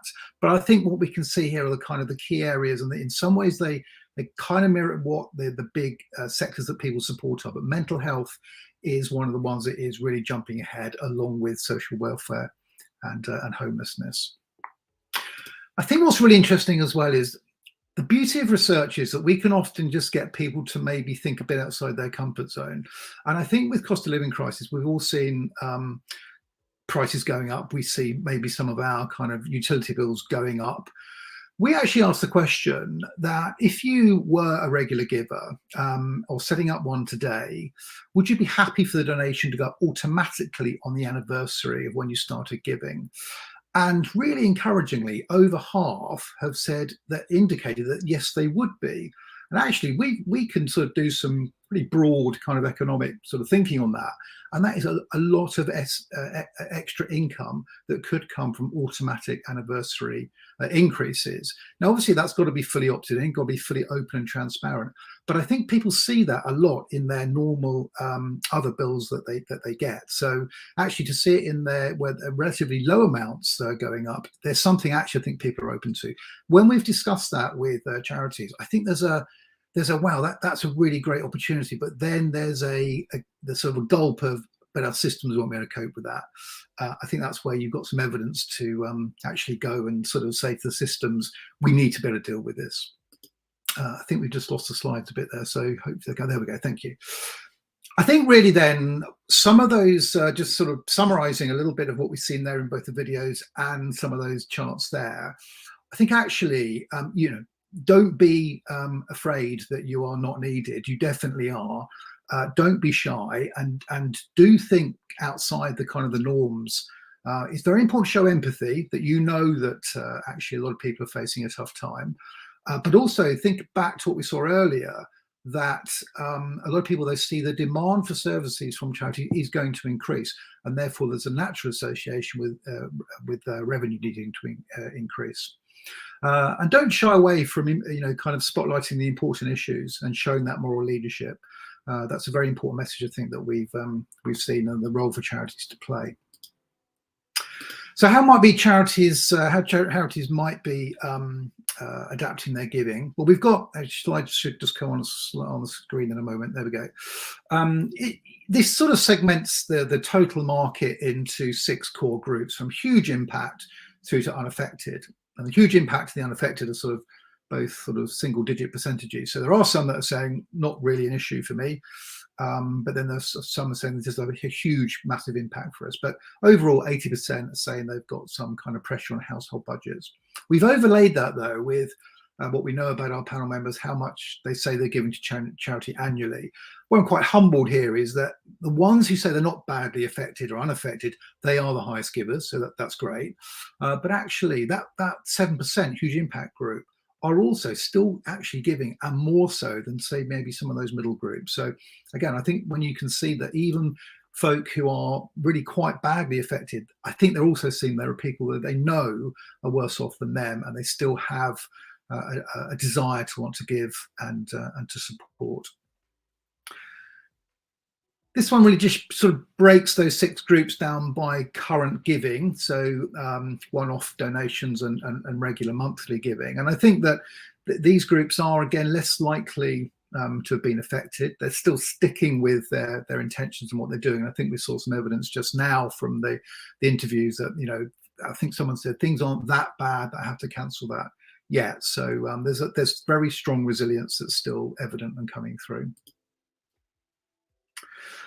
What we do see, though, are those other ways of giving, and that just getting by group, which demographically is slightly younger, are certainly using other ways to give. And I think we saw that from some of the interviews just now, which people are saying they're giving time, they're volunteering, etc. So here we can see where that group there are doing more things, you know, kind of activities, events, etc. to do that. It falls off into the workplace giving because that tends to be an older demographic profile as that increases. So I think what we can see there is that, you know, people are making sacrifices. There's certainly a mentality that tends to kind of permeate through our society, which is prepare for the worst but hope for the best. And I think that's a kind of a stoic view that means that actually when it comes to people thinking about giving up their charity support, it's quite low down the list for them. I think, you know, kind of acknowledge that, you know, time is something that as well that they can give, and recognize them for their commitment. That life stage is very important. Life stage is not just age driven, and it doesn't, the cost of living doesn't just naturally follow an age demographic. So understanding, you know, your different donors and different segments, etc., is very important. Are you insulated? Well, I think we've got lots of evidence to say people are not thinking you're the first I'm going to cut. But all the basics that we kind of all know always come more into focus. So things like why you need income, what you're going to do with it, how we're going to show you how it's being used. They're the things that are always important, but I think also it needs to come through very strongly. In this kind of last section here, we just sort of touched a little bit on maybe what are the things I expect to see from charities. And what we did here was an A/B test. So with a sample, half showed some examples of some Christmas charity ads from a previous year. We set this up by saying you're probably used to seeing messages from charities on the run up to Christmas. And then half the group saw some examples from Christmas last year and half didn't. And the question was, should they continue to do these fundraising quests in the lead up to Christmas? Well, overwhelmingly, the evidence is yes, they should. But that group who saw approximately 2 minutes worth of TV ads from last year, you can see how much more they were impacted by that emotional connection, almost 10% more saying yes. So that's not specifically cause related or sector related or the type of campaign, but just that exposure meant that they actually were sort of more likely to say, yes, you should definitely carry on advertising. This actually really kind of surprised us. We asked, how much do you think of every pound you donate is spent on charity overheads? And we said, for example, advertising, salaries, premises, etc. So the bulk were just in that sort of 10 to 30p group. But there's 58%, over half, think that charities spend more than 30% of income of every pound on overheads. We know it's lower than that, and you will probably know from your own individual organisations what it's like to be.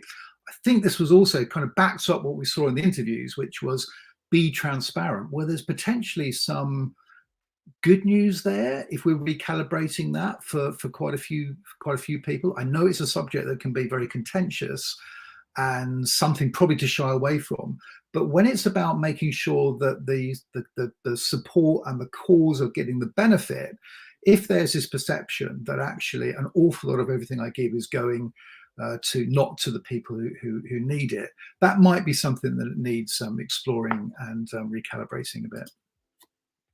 So last couple of thoughts from us. We're close to 2 o'clock. I always sort of have the very strong belief that, you know, the head notices, but the heart is what responds when it comes to people deciding to support. So the emotional journey that we have to take people on is very, very important. I think we heard it on the interviews, people saying about tugging on the heartstrings. We know there's a role to play for that kind of messaging, and for the messaging that might just provoke moral outrage. But we know that's what will often get people to respond, and it is about response.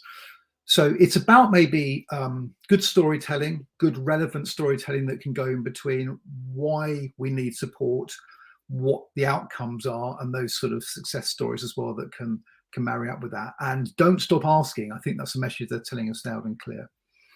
And then just lastly, in terms of impact, do always make sure that the impact is coming through. What you're doing with it. So just last slide, just last thoughts for us. I think the slide's hopefully going to come back on just a second. Here we go. So yeah, what permacrisis? I think there are always external factors in play. They are often disproportionately represented by mainstream media and maybe political agendas. But I think we've seen here, a crisis is always fragmented. You've got people who are not particularly affected, people who are massively affected. Think back to recent recessions. Actually, we saw a lot of people have more disposable income, and charity support did go up. I think that supporters are being very resilient, and I think we need to match that as well in the way that the confidence that we can communicate. Be bold as well, listen and learn. Don't just follow what your competitors are doing. Of course, notice them, but pay attention, probably be closer to your supporters, because they will often amaze you, surprise you, inspire you, and actually kind of really bring you down to earth a lot, I think, as we saw from some of those videos. And then do, you know, sort of think about, well, okay, how do we start to put this together? Do take action.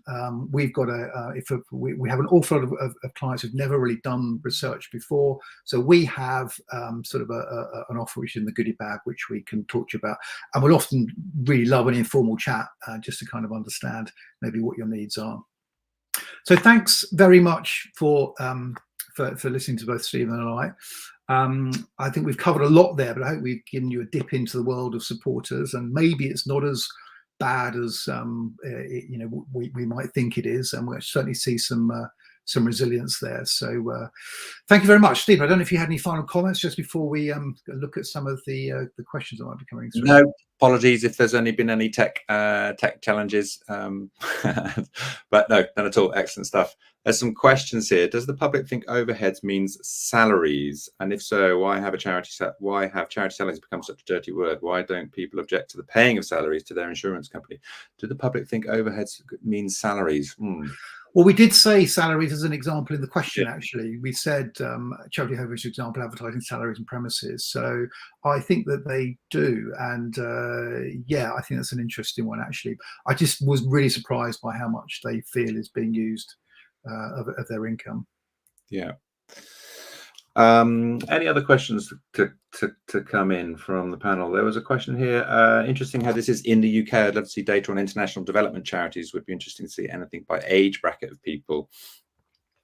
We do have it. We do have age of that. We do have age in that data that Paul was just presenting. There is a correlation between the impact of the cost of living crisis and age, although it's actually more likely life stage, pre-family, post-family. one's ability or one's, the size of one's mortgage is a big kind of driver of disposable income at the moment. If you're free of your mortgage, then the rising interest rates and the recent increase in interest rates will have obviously no impact.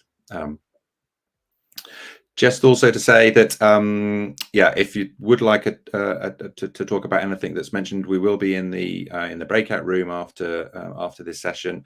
Our email address and our mobile numbers are of course on the slides, and the voucher if you want to think about commissioning some research are all in the goodie bag as well.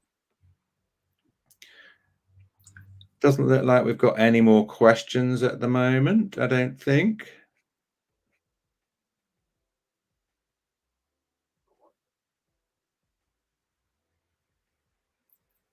Okay, I think we're great. So I think we're pretty much on time. That's amazing. We thought we were going to overrun, so we've been strict with our timing. So thanks very much for your time, everybody, and I hope we can continue some conversations for those who are interested.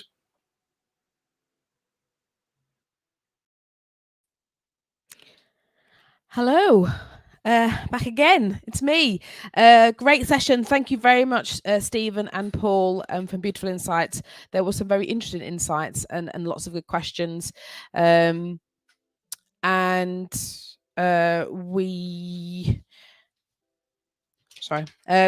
so some really good insights and some good questions. Don't forget that they've got their contact details in the slides, so you'll be able to kind of engage them in those informal chats that have been asked about.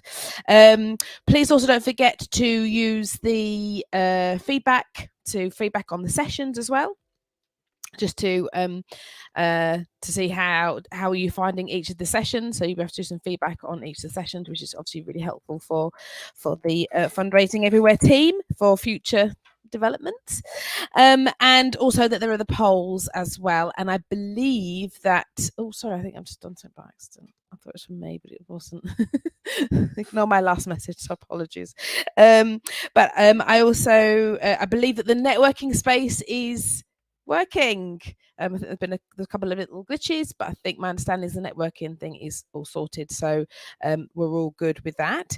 The other thing is to say that our next session, which is going to be a panel discussion, is going to run through, and then we'll go straight into a break after the panel session. So but don't forget to be back here after the break for 2:50, I think it is, or just before 2:50. So make sure you kind of back here after, or 2:50. So the next session is, as I said, a panel discussion, how to find new donors. It's going to be a panel Q&A with some UK charities. The panel discussion has chaired and I think curated by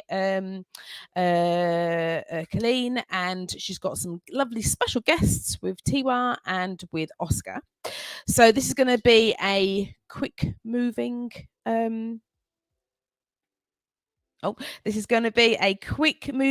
panel chat discussion, sharing their insights on how different organisations have found success with donor recruitment. I'm particularly interested in this one, working with particularly small organisations that are always kind of often struggling to understand how to engage with and recruit new donors. So this is for small organisations to large organisations. We're going to have some online, we've got some offline aspects to it. There's going to be a take home or a tip for everyone in this session.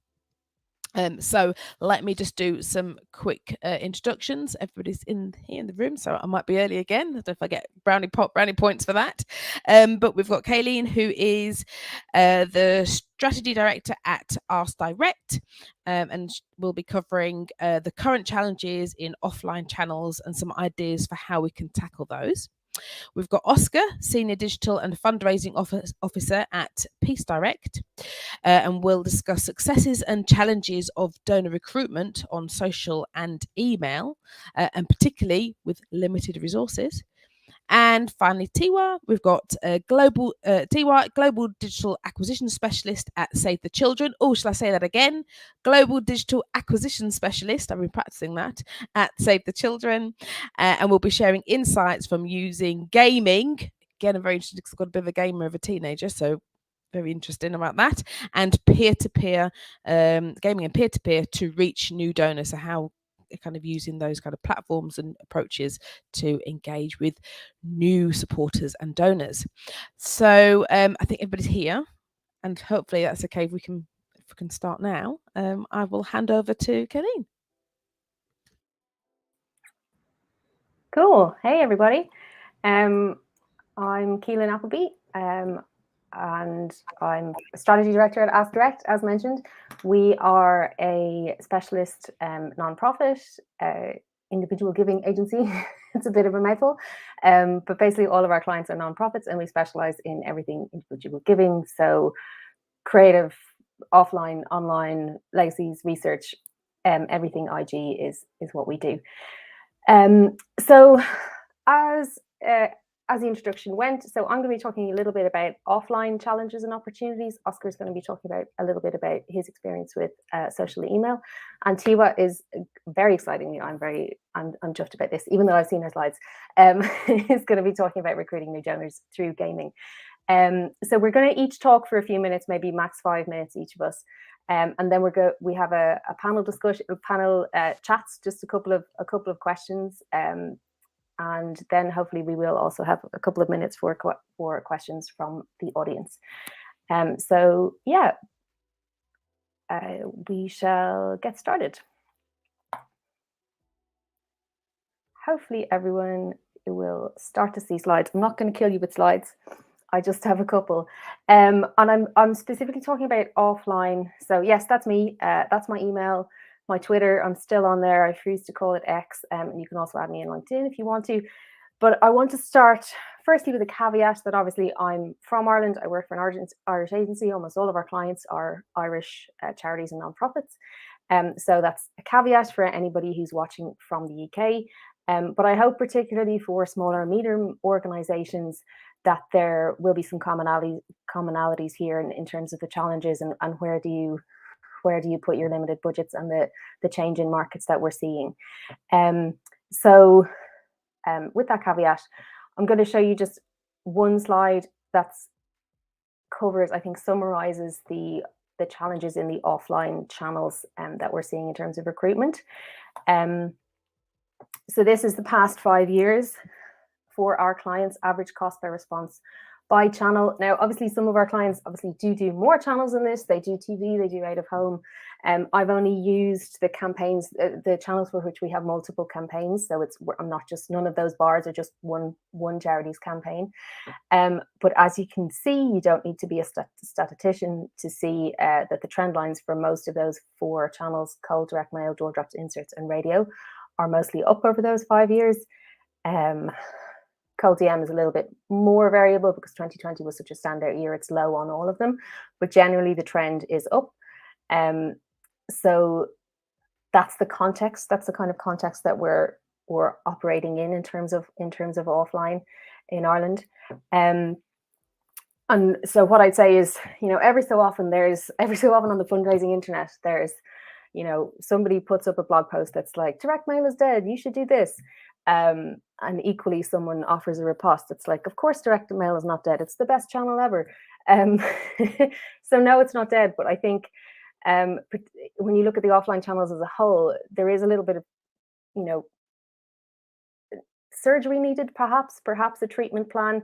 If you are seeing the same kind of context, it's challenging, and it's probably only going to get a little more challenging. Like, I don't see it particularly in terms of cold direct mail in Ireland, I don't see it easing up anytime soon. So obviously there's loads that you can do. I only have a couple of minutes here, but back to basics. If you're struggling with this as well, back to basics, like looking at what you're going out with in terms of your offer. How easy is it for people to respond? Do you have a plan for what to do with those people once you've recruited them? All of those kind of basic things. It's always worth going back and looking at those, because the odds are something has been missed or something needs to be refreshed. But the thing, I suppose, that is a bigger takeaway, or perhaps that we are focusing a little bit more on next year, is actually reactivation. So I want to just show you just one other slide. So this is for one of our clients, and this is for their warm DMs. They included a chunk of lapsed people in every mailing in 2022. And their average cost per response for those people was just over €300 with an ROI, just an activation ROI of 0.3, obviously not lifetime value or anything like that. But looking at the figures a little bit more closely, so that's fairly high for a cost per response. It's not way out there, but it's certainly higher than we'd like to see. But when we looked only at the Christmas appeals, we actually we activated 60% of the total over the year at Christmas, and we were doing so at a profit with a cost per response of under €100. So that's just one example of how being clever, and that's not based on, because this was last year, any particular reactivation offer. There was just some copy variables in the normal stuff.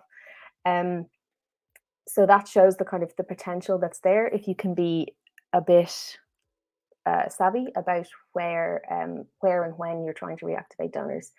So next year we're particularly focused on reactivation, particular offers, particular streams, and journeys. And so that is, if you are seeing a lot of challenge in your offline channels, and you are limited on budget, and you can't, the first thing we would suggest to clients is like, can you do a halo effect? Can you stack radio and press and inserts, and can you really use a big budget really well? And if you can't, then the first place that I would look is, your best new donors can be your old donors. So that's my couple of minutes. And now I'm going to hand over to Tiwa to talk about gaming. Thank you. One moment. I'm just going to put some slides up.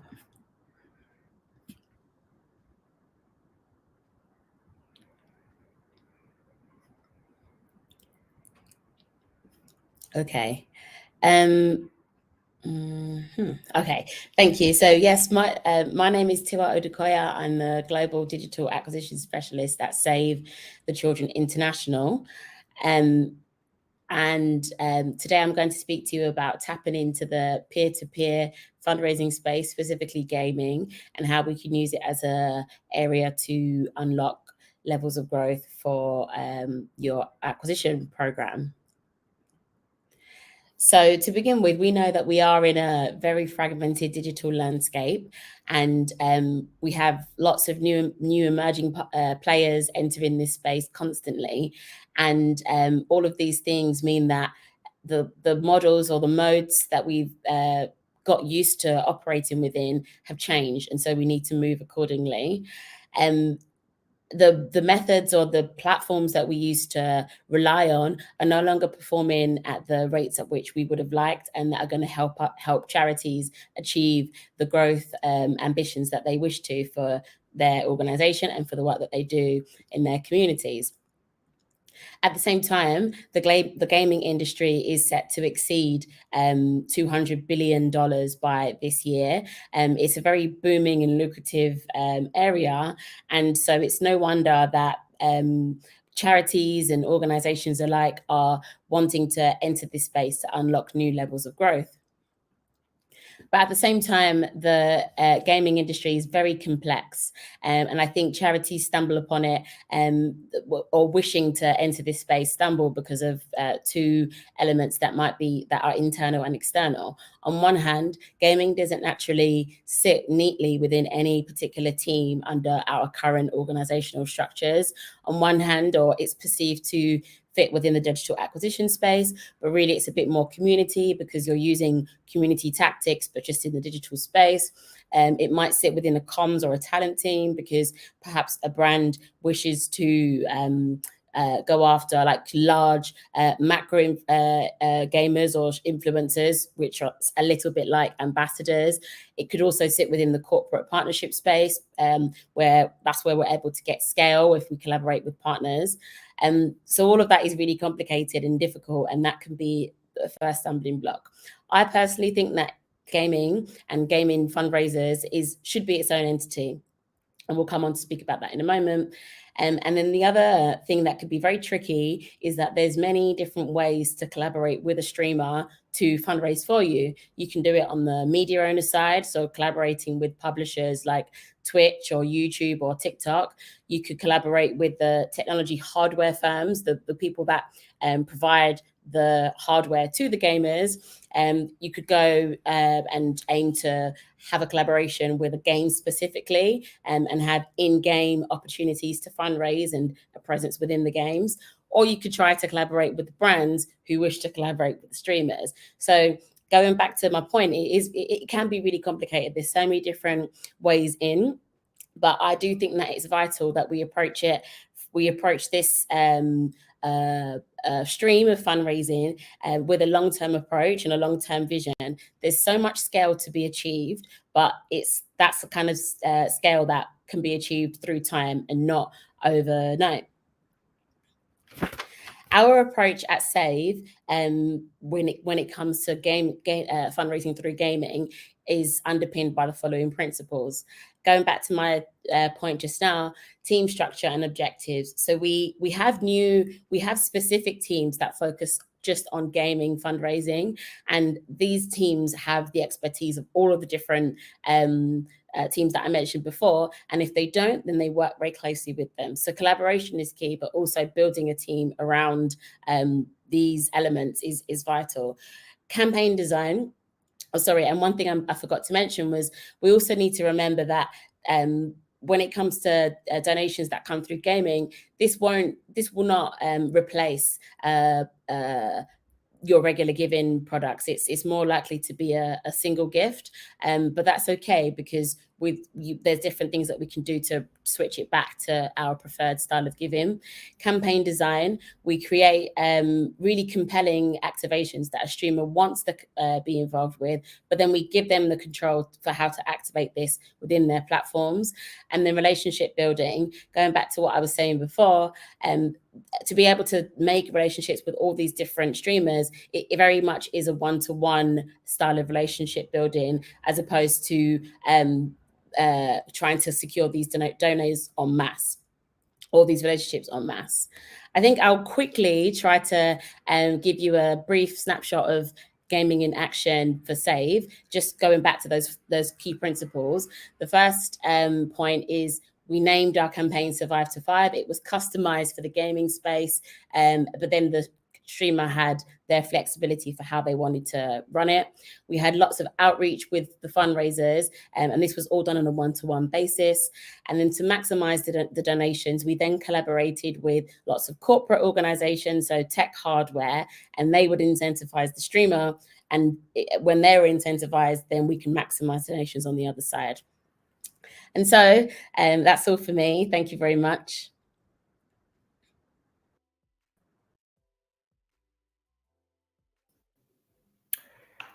Cool. Hi, everyone. My name's Oscar, and I'm Senior Digital and Fundraising Officer at Peace Direct. I'm just going to pull these slides up. Groovy, groovy, groovy. Hope you can all see that okay. So yeah, I'm going to talk to you today, and I'm going to be talking to you today about values-based attraction. So more specifically, how to mobilize online storytelling to grow and sustain your individual giving programming. So what better way to do so than by telling you all the story? So when I first joined Peace Direct, way back in 2018 as a junior fundraiser, we had a problem. Long story short, the charity took a purist approach to implementing the then new General Data Protection Regulation, meaning that we lost 98% of our contactable file, catastrophic loss for any organisation, but especially one so reliant on direct mail approaches. It was sink or swim for us in that moment, so we pulled on our snorkels and got paddling. Digging into emerging trends from across the sector and with a little external support, we set about transforming ourselves into a digital-first organisation.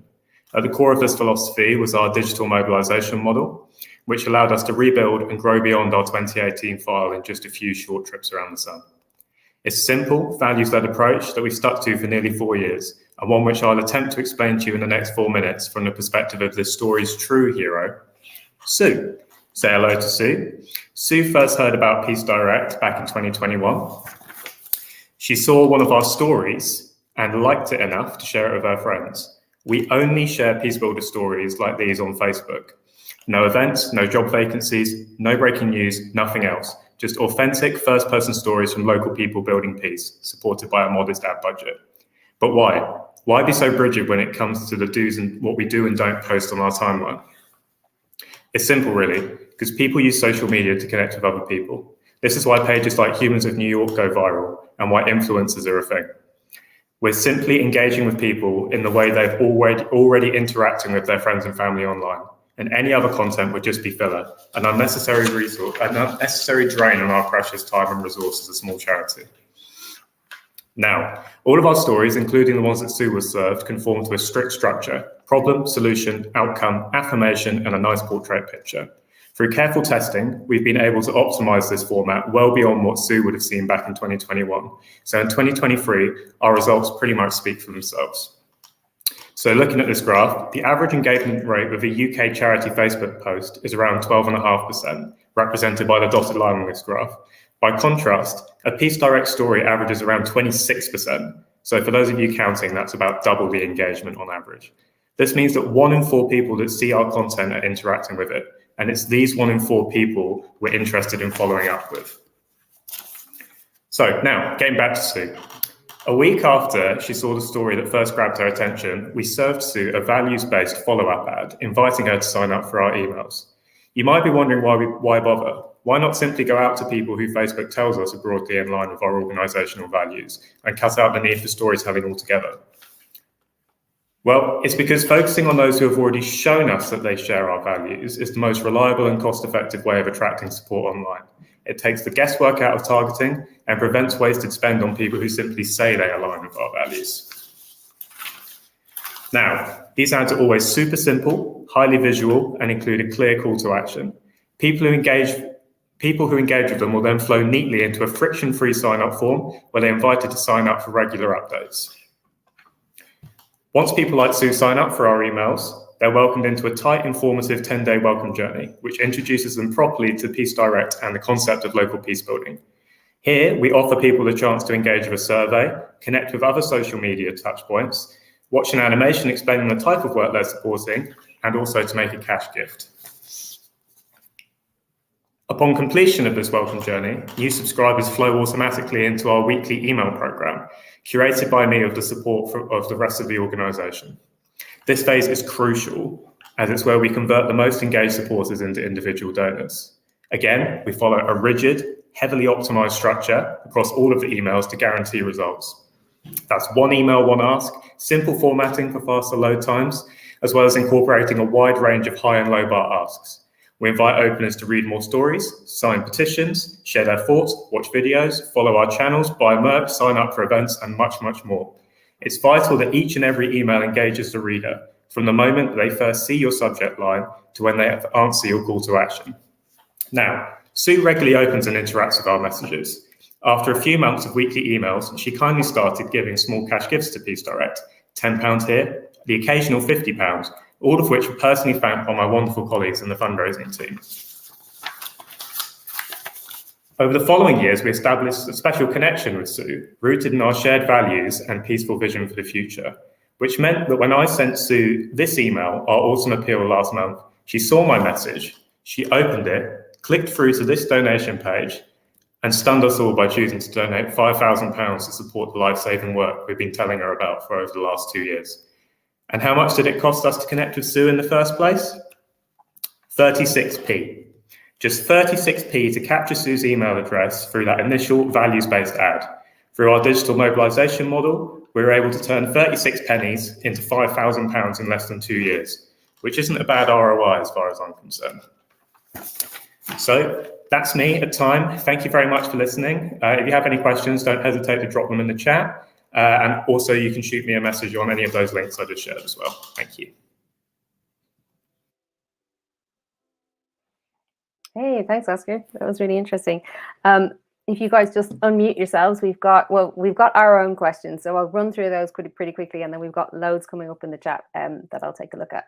So our first point of discussion was, you know, if you had a time machine and could go back and undo your biggest recruiting new donors mistake, what would it be? I'll go. For me, I think from the work that I've done at the Save as well as in other charities, I think that one of the mistakes or pitfalls is trying to be too tight on the optimization and not allow enough space for things to change. So, for example, optimizing away from messages or even channels that could be relevant but just need a bit of time to find their feet. So I've had experience of working with some offices who only invest in one channel as opposed to having a broad range of channels, and they do that because when they have their overall results, they optimize away from everything that's not giving the exact metrics that they're after, and it can be problematic because then you know that ultimately we know that all the channels work together, so yeah, I think that's a challenge. Yeah, totally. And I chime in on that myself, is that I see that a lot with clients. Sometimes the tendency, especially when you have a limited budget or a board who's really nervous about something, is to view it as all or nothing, and to, you know, something gets tried once and it doesn't meet the metric, and then it gets trashed forever. And then the story is in the charity, oh, we tried that and it didn't work for us, so we can never try it again. And that's, you know, a logical trap that you need to actively work against, for sure. Oscar, do you want to chime in on that? Yeah, and sort of building off of that, I think the problem that we came up against when we were starting off on our digital journey was being what I'd describe as being vibes led for a little bit too long. We didn't really invest too much in the early days in like really getting into the data and understanding exactly what the results were telling us. So when it came to optimizing what we were doing and trying to do more better for cheaper, it became a little bit of a slog. And quite a lot of that was to do with trying to do everything in-house.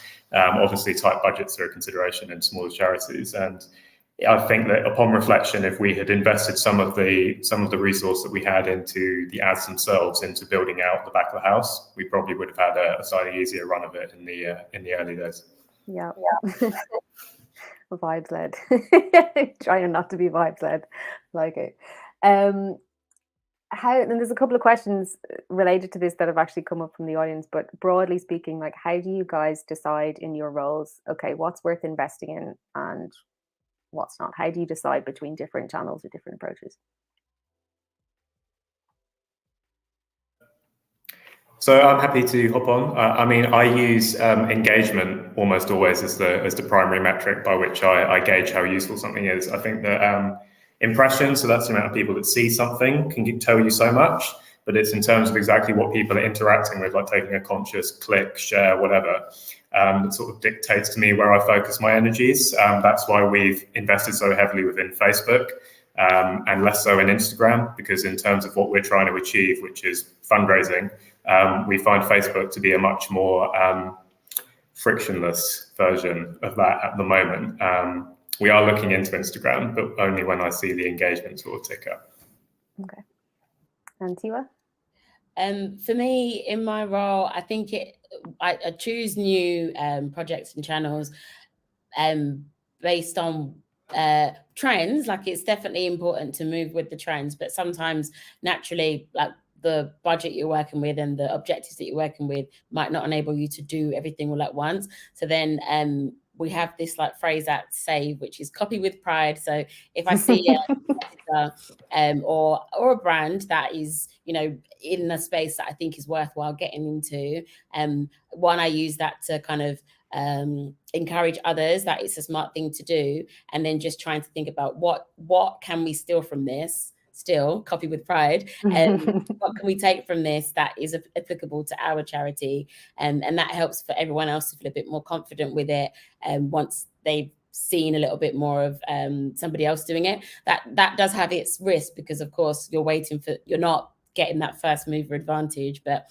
I think sometimes when you're working in really big organizations that are a little bit need a bit more convincing, then I think that is a good in between. Great. And then our last question is, what are you guys excited about for 2024 in terms of donor acquisition? On my side, I'm really excited to continue scaling our gaming project. My role is more to support others to fundraise as opposed to having fundraising like budget and campaigns myself. So what I really want to do is take the learnings that we've made here and try to encourage other members to join and start fundraising in that way in their markets using those principles. Cool. Oscar? Cool. And for me, I'm looking forward to leveraging Peace Direct's new brand to hopefully reach new people via more channels. So this is our old brand. Unfortunately, we haven't updated the posters yet. We've got new colours, new fonts, all of this sort of thing, and a new language guide as well, which I think is really going to help us to communicate in new and exciting ways with both our existing supporters and new audiences. Cool. And for my part, we're doing a load of qualitative research, specifically focusing on lapsed donors and finding out why they lapse. So I'm looking forward to like developing even more in terms of our reactivation with our clients next year. I think that it's you know, the more we do and the more tactics and things that we test, the better value we're going to get out. We got loads of questions in the side panel, so I'm going to try and I might hop around because some of them are directed at one of us. So there's a good few questions for you, Oscar. Number one, how big is your comms team? How many times a week do you post the stories? And can you share the overall volumes and ROI, which you may not have at the top of your head and you may not want to share, but Yeah, that's cool. So I'll work through those backwards, actually. So on the ROI, it very much depends on the channel. In terms of thinking of an overall and off the top of my head, I don't have that number to hand, I'm afraid. But if you want to shoot me an email about the specifics after this, I can share you that in writing, rather than give you a guesstimate right now. And in terms of the comms team, so in terms of our storytelling, it is me and one other person who's our senior content officer. I work with them on the Facebook storytelling and in terms of collecting those stories from our partner organizations as well. And in terms of the frequency, so the frequency is dictated by our spend. So I actually only post once every 2 weeks, and I will then put £150 behind a week-long boost on it.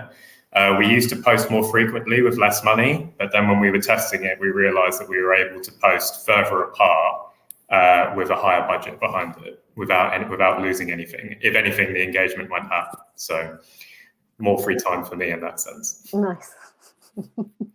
Awesome.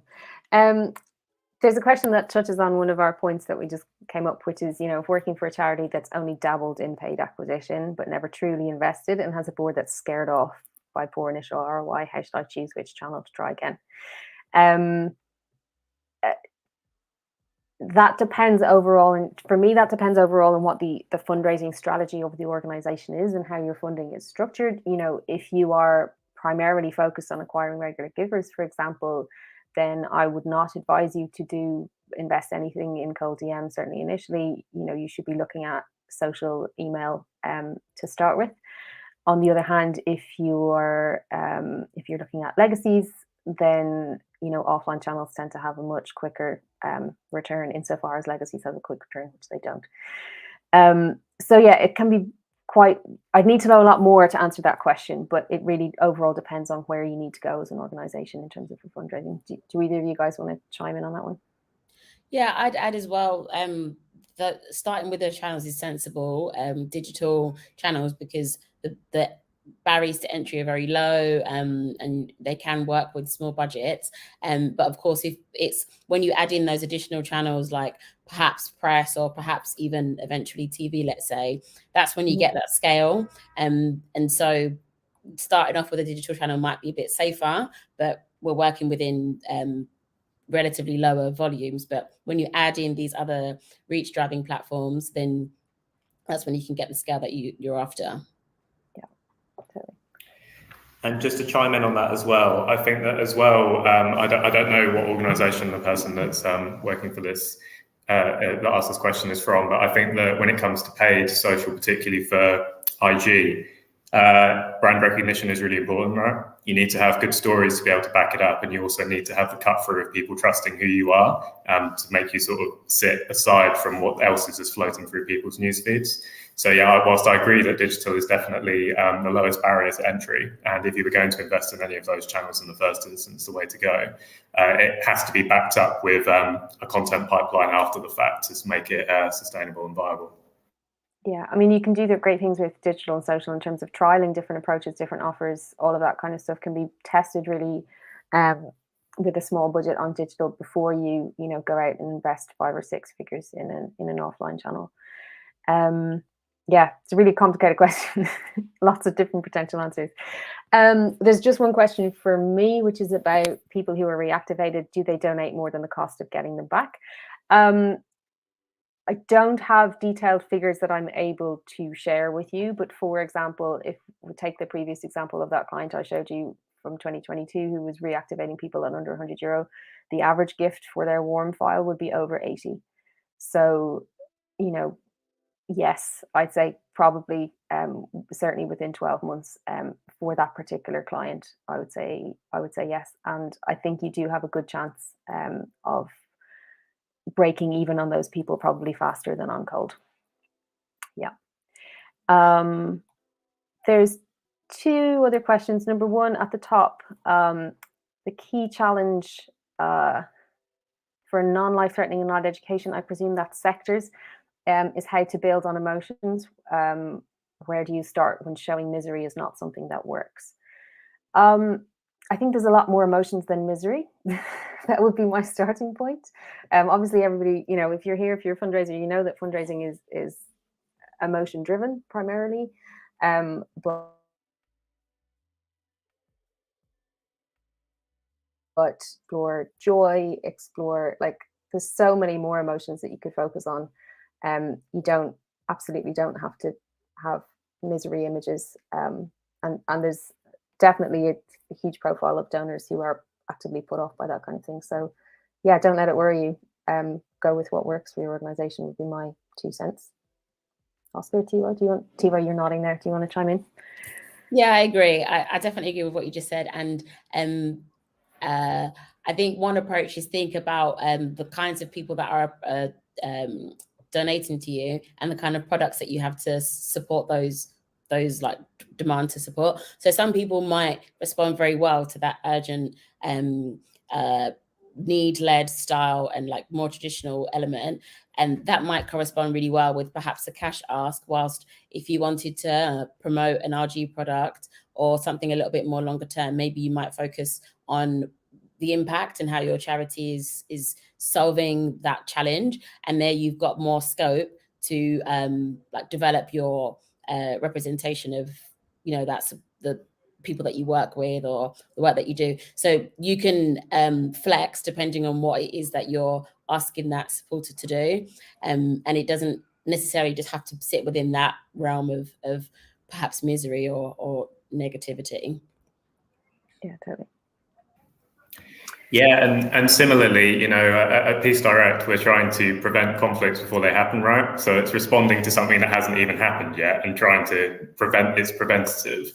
And the way that we pitch that is through storytelling. So going back to my presentation, it's about making certain that there's a human connection there. So in whatever element of your work you're doing, try and pull through those human threads and get those in front of your supporters, and you should be able to make it work. Totally.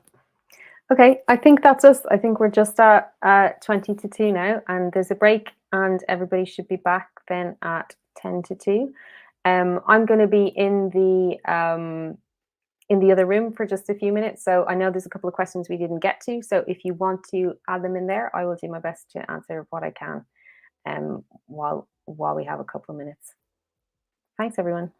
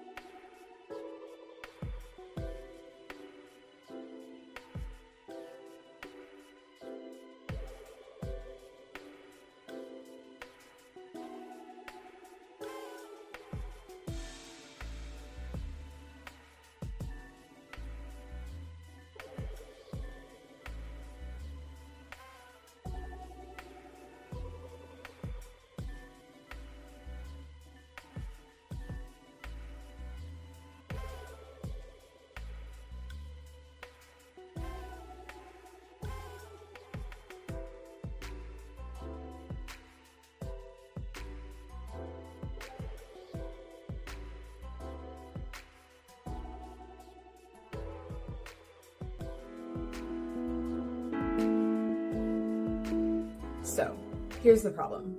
You're a busy fundraiser spinning a million plates, and choosing a new tool for your next appeal or fundraising campaign isn't at the top of your priority list.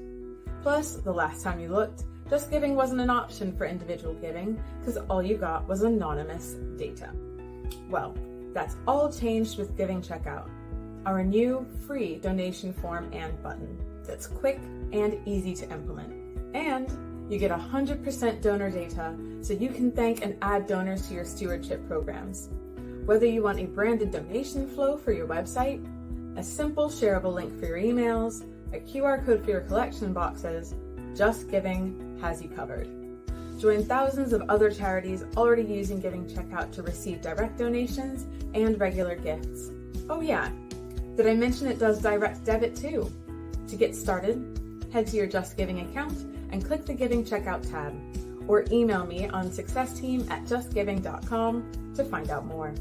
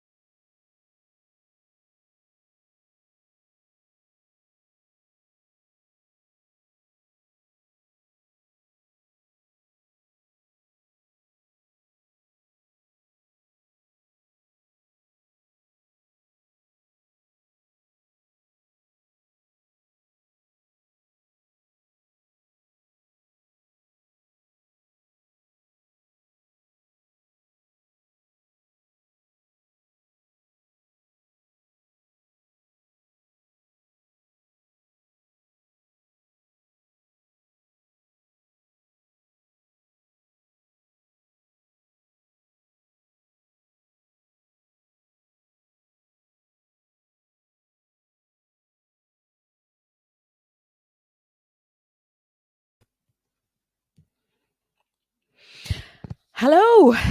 Gosh, it's nearly 3 o'clock. Isn't it? See, when you're having a good time, it all goes so very quickly, doesn't it? So, right, what's up next? Well, first of all, thank you to Colleen and the and Tiwa and Oscar for that previous session. That panel, really good. Some really good examples of the kind of work they're doing, and then how we can look to maybe reflect that in some of the work that we're doing. So some really good lessons there. So yeah, a great session. So thank you to them, and thank you particularly to Colleen at Ask Direct for kind of pulling that all together as well. Don't forget polls, feedback button, networking space, delegate bag, slides are going to be in there. There's a whole host of things to not forget. I hope you're having a good time. Right, I know I am. So I have learned so much. So let's have a look at what is coming back. Thank you, Nikki. Nikki's already put it there. Welcome back to everybody. Final sessions. Please remember to use the poll buttons. Feedback, as I just said. Definitely for the feedback, great opportunity to kind of learn, what could we do differently next time as well. So fantastic. Okay, so this next session is an integrated campaign masterclass from Great Ormond Street's Build It, Beat It campaign. So we have Amy from Open and Chloe from Gosh, so from Great Ormond Street. And this session really is really looking at that huge, massive, blew my mind target that they had. I don't know if you've heard about it. 300 million. A mere drop in the ocean, isn't it? 300 million. That's the target for Build It and Beat It. And it's Great Ormond Street Hospital Children's Charity, biggest capital appeal, and probably, I suspect, possibly one of the biggest appeal targets that we have in the sector as well. So they are currently right in the thick of it. They're in the public fundraising phase, and the campaign is set to last and run for the next 5 years. And it's going to help the charity to raise enough money to build a world-leading new children's cancer centre. So, and that's just going to change the face of Gosh, the world-leading, children's hospital, and more importantly, save more young lives. So, how does a campaign of this size, this magnitude, 300 million, come together? Where do you start? Head under a pillow, maybe? I don't know, but we're going to hear where do you start, and how do you ensure that so many different teams and channels and products and all kind of come together and build towards the same goal, that you're all singing off the same song sheet. So yeah, that's just crazy, isn't it? 300 billion. I'm still reeling. So Chloe from Gosh and Amy from Open will share the work that went on behind the scenes to plan the sector's biggest capital appeal, bringing in 150 million in 18 months. Yeah, serious. And they're going to also share their top tips for planning your own campaign, whatever the size, whatever your budget. So your 300 million for one organization might be 30,000 for another, but they're going to share some hints and tips, which I'm sure you'll be able to kind of employ and deploy within your program. So I'm gonna over to them.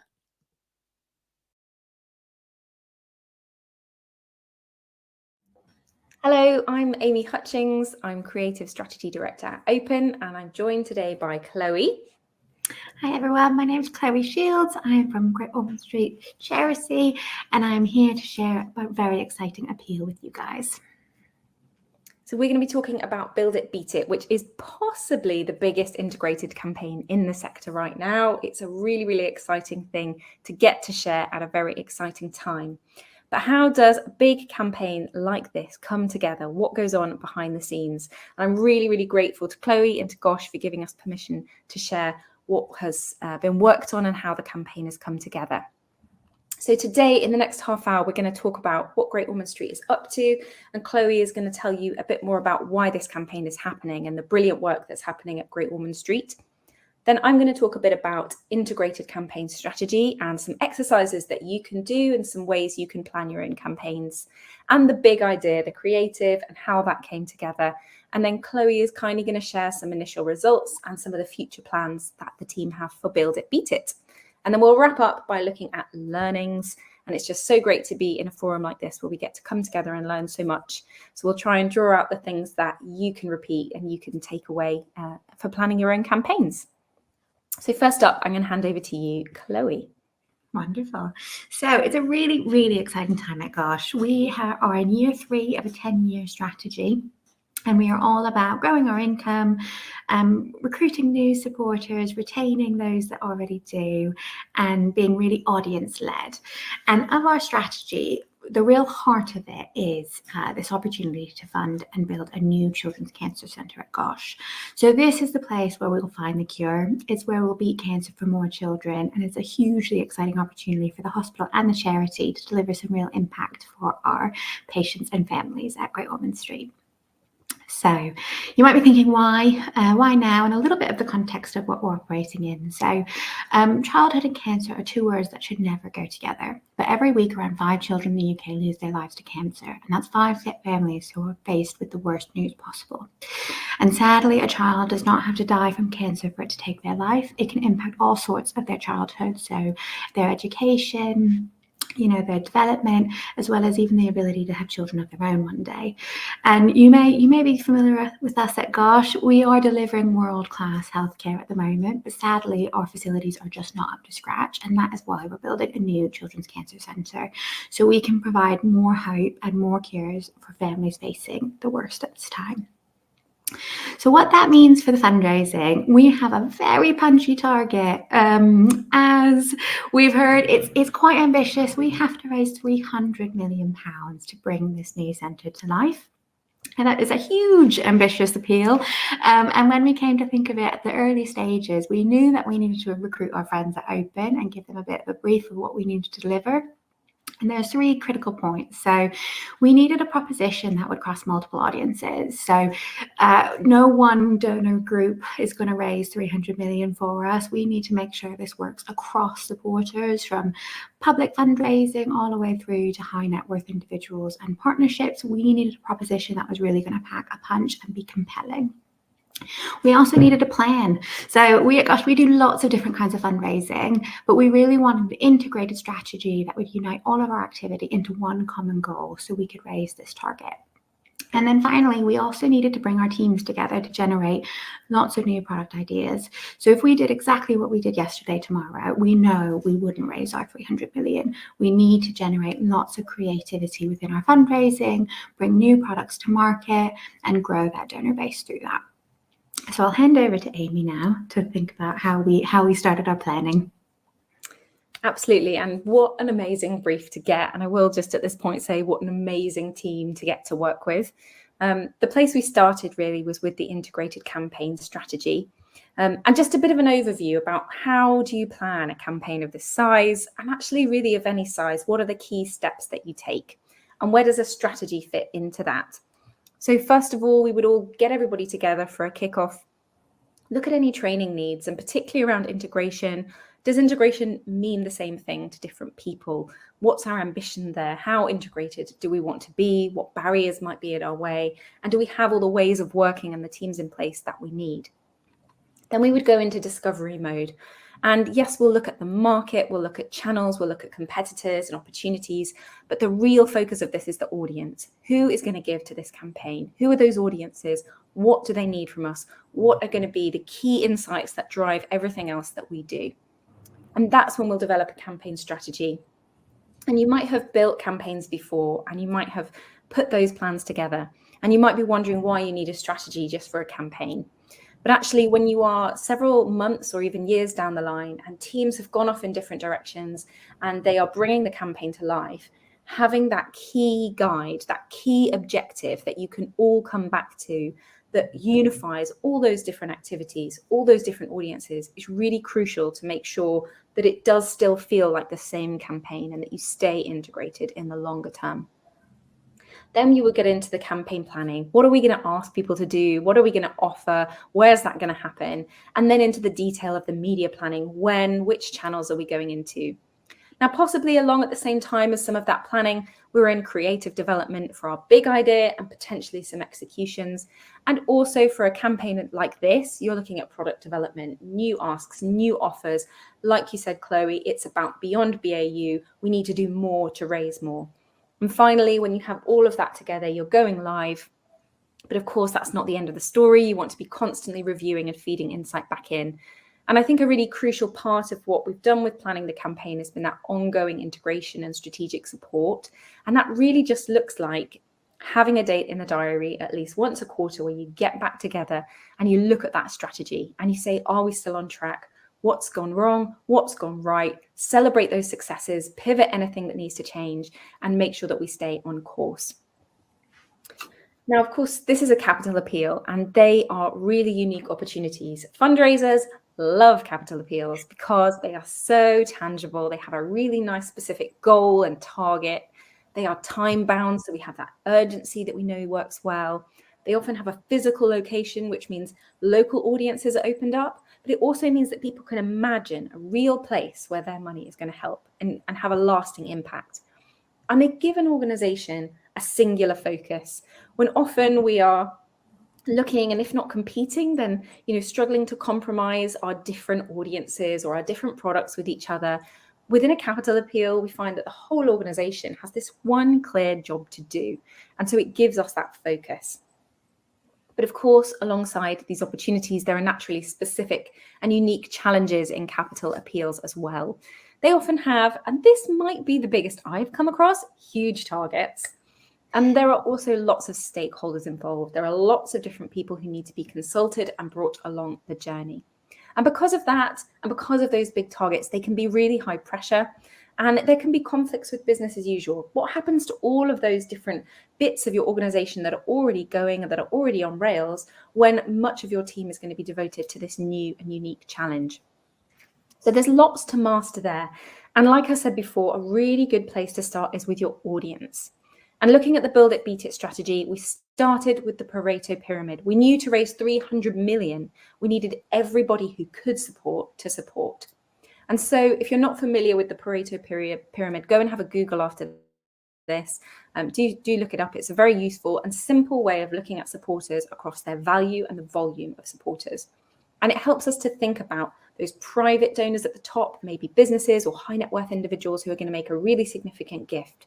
And then at the bottom, a huge volume of supporters giving a much smaller amount, and every kind of supporter in between. So the first job you have to do is think about what unites these audiences.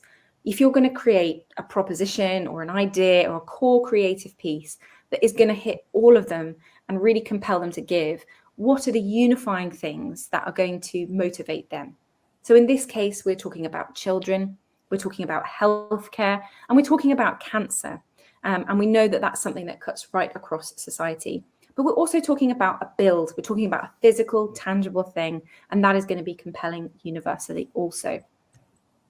But we also need to understand what divides these audiences. So for example, at the top of the pyramid there, you've got a sense of individual ownership. I want my name on a thing. I want to know that's my personal legacy. At the bottom, you've got a lot of people who feel that my £10 might not solve the whole problem, but I know I'm part of a collective. I know I'm part of something bigger, and together we can make a really transformational impact. And you might want to bring those things to life in different products. And that's really what we've done with Build It, Beat It, is mapping different products all the way across that pyramid to make sure that everybody has a way in, everybody has a way to give to Build It, Beat It.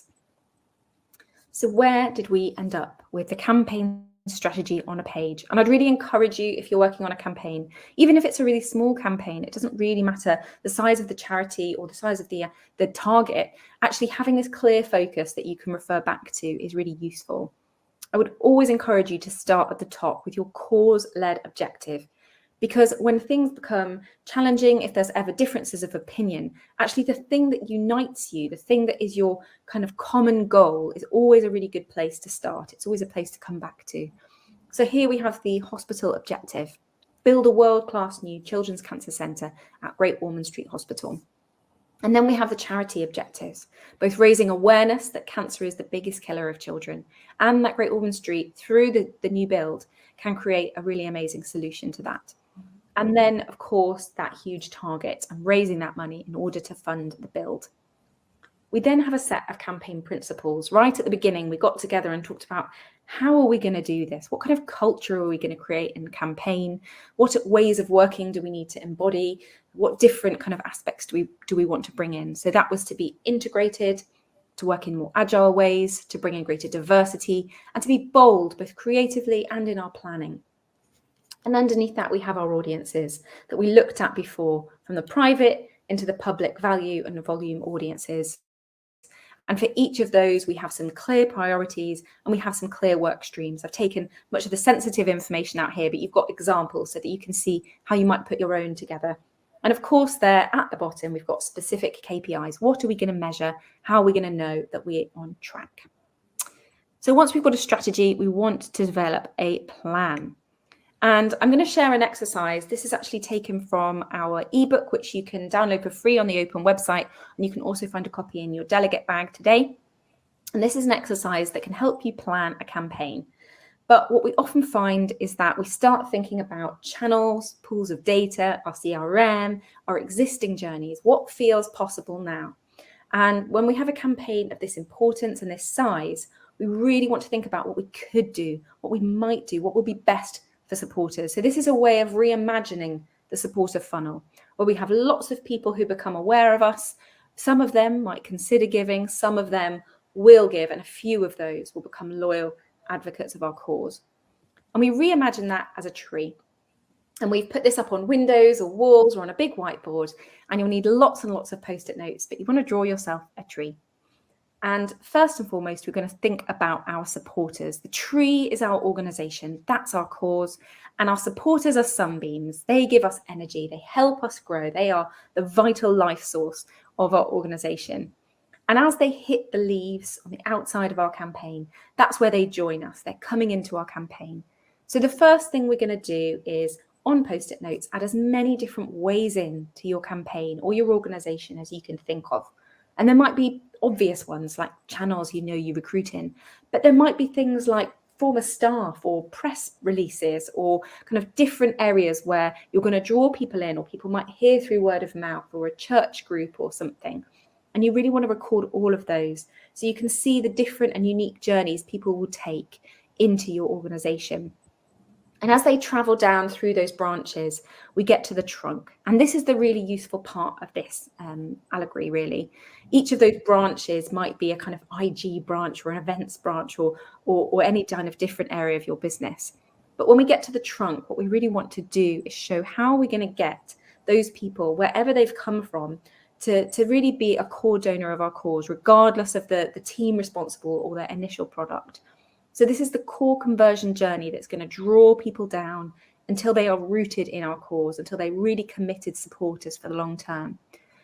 Planning your campaign like this just helps to get rid of all those day-to-day assumptions and all of those kind of team and product specific bits of ownership or kind of thoughts around data, and helps you think about it from a supporter perspective. So I'm going to hand back to Chloe now to talk to you a little bit about where the planning ended up and what is in store for Build It, Beat It next. Wonderful. So this is our campaign and a lovely visualization. So you can see we've got a few years to get this done, and some of the key things that we need to be considering with our activity and our storytelling are things like it is a capital appeal, so we will benefit from the construction milestones as a way of stewarding our donors and also making a lot of noise and excitement about our appeal. We're going to be breaking up the tact or the style of story we're saying. So up front, we're going to be talking about the tangible build, why we need the new centre, the care that we will be able to deliver, and the impact it will have. And then as the building goes up, we're going to start looking outwards and more long-term visionary impact. So this is about the legacy that the centre will have. Yes, we are building a campaign and building a building, but it's not just about the bricks and mortar. It's about the countless families that will go through the doors and the breakthroughs and the things we find through the centre. You can see some of our activities highlighted here. So high value and philanthropy will have a huge focus for the first half of the capital appeal. Once the build starts going up, we're going to start looking at moving their attention to the next fundraising appeal. But that public fundraising will be active until the build goes up. And then there's a few things we want to pull out throughout the journey of this campaign. So we're looking at the breakthroughs. What are we doing now? What are the stories we can share to make this so compelling to our donor base? And what is the future possibility? How are we going to transform children's cancer care for the UK through this new Children's Cancer Centre? And at the bottom, you can see how we've sort of mapped our activity. So we will be having always on activity. There's going to be a lot of fundraising that needs to happen across our teams to make our target a reality. But we also want to concentrate on these peaks. You'll see these little red boxes that keep repeating itself. If we go to the next slide, I can showcase how our activity is going to look over the 5 years. So I've already touched on Always On. There's going to be a huge amount of activity. You're going to see a lot of play it, build it, beat it, run it, build it, beat it, all sorts of different activations throughout the year from Great Ormond Street to make sure people are fundraising for our Children's Cancer Centre.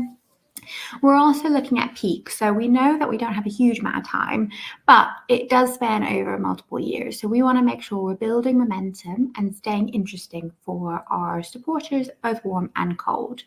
So these peaks will be a concentration of effort. There'll normally be maybe a big campaign moment or a big press story, something to drive excitement and awareness. And that's where we're going to concentrate our activity twice a year around these peaks.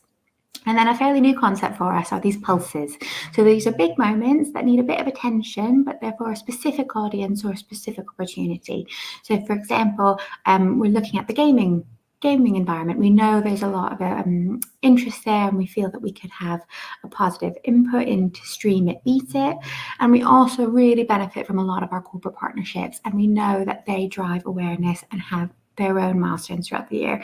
So these pulses might not sit within a peak, but they'll happen throughout the year so that we can generate a bit of excitement and grow our donor base. Thanks so much, Chloe. I'm going to talk a little bit now about creative before we get on to the exciting bit of results. But of course, creative was a really key milestone in the development. When we had that campaign strategy, when we had a plan, what were we actually going to take to market? And of course, Build It, Beat It was the idea that we have ended up with. And I think what's so strong about it is that it's so simple. It describes what we're going to do. If we build it, we can beat it. But actually, there was a really rigorous creative process to get to this, with lots of concepting and ideation and lots of testing and refinement as well. We got it in front of audiences in different guises, and that key messaging was really clearly tested as well. It's really easy to articulate, and we really wanted fundraisers to feel confident talking about it and using it to ask. And it's capital appeal specific. It says build in the title. There's those build elements in the visual style as well. It's got that kind of punchy rhythm to it, so it's nice and memorable. But really, really key is that it's very, very flexible. So as Chloe said, there's lots of different products that are being developed that can all work and kind of integrate around that naming convention. And also when we get into different channels, it's flexible across kind of digital spaces, TV spaces, and also in print. When we look at the kind of awareness and boosting visibility side of things, it's able to flex between kind of out of home, and you might have seen some of the activity that's live right now, and huge and amazing corporate partnerships like the brilliant Premier Inn partnership that's been part of the campaign too.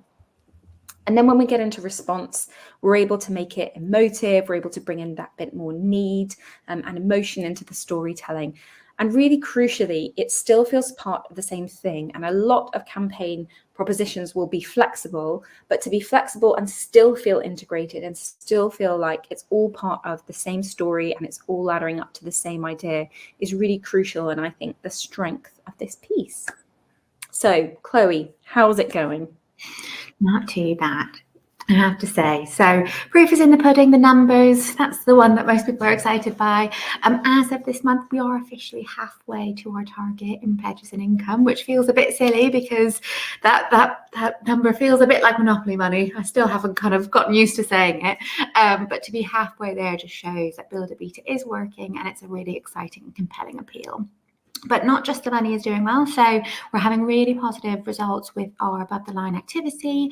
We're increasing public consideration to donate, and we're consistently reaching or exceeding our reach when it comes to those big press and external comms activities. The other positive outcomes are we do have a really successful and evolving campaign strategy. I think evolving is the key word here. Sadly, none of us have a crystal ball to know exactly what's going to happen in 6 months or a year's time. But having that plan to sort of anchor us and have our, our North Star that we're working towards, but taking into consideration the testing and the insight that we're learning from every single activity that's going live means that this campaign strategy still stays relevant, and we're learning and improving as we go, which is really exciting. And then we've had some really positive responses from across the board in our audiences. So we've actually recruited 3 dedicated senior volunteer boards. So we've got a philanthropy board, a specific board for pro bono and marketing support, as well as a gaming panel. We want to use our network, and they're often very generous with their time and expertise. So this has been a really wonderful collaboration with our networks. We've also benefited from winning some fairly sizable fundraising events and partnerships. We were very lucky to be the partnership, the Charity of the Year partnership for the London Marathon this year, and that was our public platform taking Build It, Beat It out to the world, which was a very exciting moment for us. And we've been creating this new product pipeline and taking things to market. So as you'll be sick of it, it'll be so memorable. But we run it, build it, beat it with the London Marathon, stream it, beat it within gaming. We've even got bake it, beat it for those at-home bakers who want to fundraise. So lots and lots of opportunities and more coming, which is really exciting to see. And the learning. So I feel like just putting it in one slide is oversimplifying it, but a few key takeaways from me. So starting with insight, and I think this is where Open really helped us. At Gosh, we've got many years of capital appeal experience. We've got a whole team of really talented fundraisers and team members across the charity. And this is a little bit different from what we do normally. But using insight to make those decisions has really helped take a few risks, but also reassure stakeholders across the board to make sure everyone understands why we're doing it, what the decisions are being made, and doing that continual test and learn. The shared objective has been really interesting, particularly from that integrated approach. Making sure that if you're in fundraising, if you're in marketing, if you're in finance, we all understand what our objective is and how we're going to deliver it, and that everyone does have a role. It creates a real accountability and kind of empowering team members to come up with new ideas and challenge the way we're doing it. So we are really improving as we go. Rigorously creative. I think this, again, linking with the culture and the insight, we need to be creative to bring new things to market and to stand out from a very competitive market. There's so many worthy causes at the moment. To stand out, we need that really strong creative. But I keep talking about this magic crystal ball. None of us have it, sadly, and we need to learn and pivot as we go. We can't be rigid in our planning because who knows what next year will look like. We need to be very flexible and kind of agree those terms in which we will pivot. And then a big learning for us at Gosh is better done than perfect. And this is where we love taking things that are beautiful and perfect and thought about in every single element of detail. But that often takes time, and it's better to get something, sort of the minimal viable product to market, particularly with new ideas and new products. And then you start seeing the response. Are people responding? Are people giving? Is it having a positive or is it having a negative impact on donor behavior? And actually being a bit more courageous and being a bit quicker with it, we're learning so much more than if we waited, held fire, and then only took it when it was absolutely perfect. So that was a big learning from us.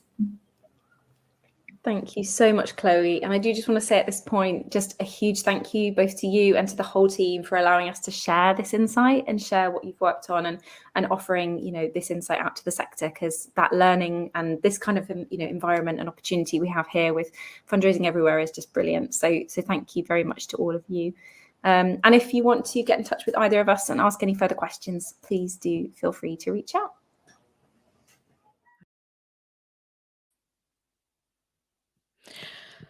Another good one. Amazing. Just really positive to see some really good, robust planning, project management, bringing everybody on that journey. A really, really good session. Thank you both, Amy and Chloe. And actually, thank you also for being in the chat function, responding to lots of really great questions.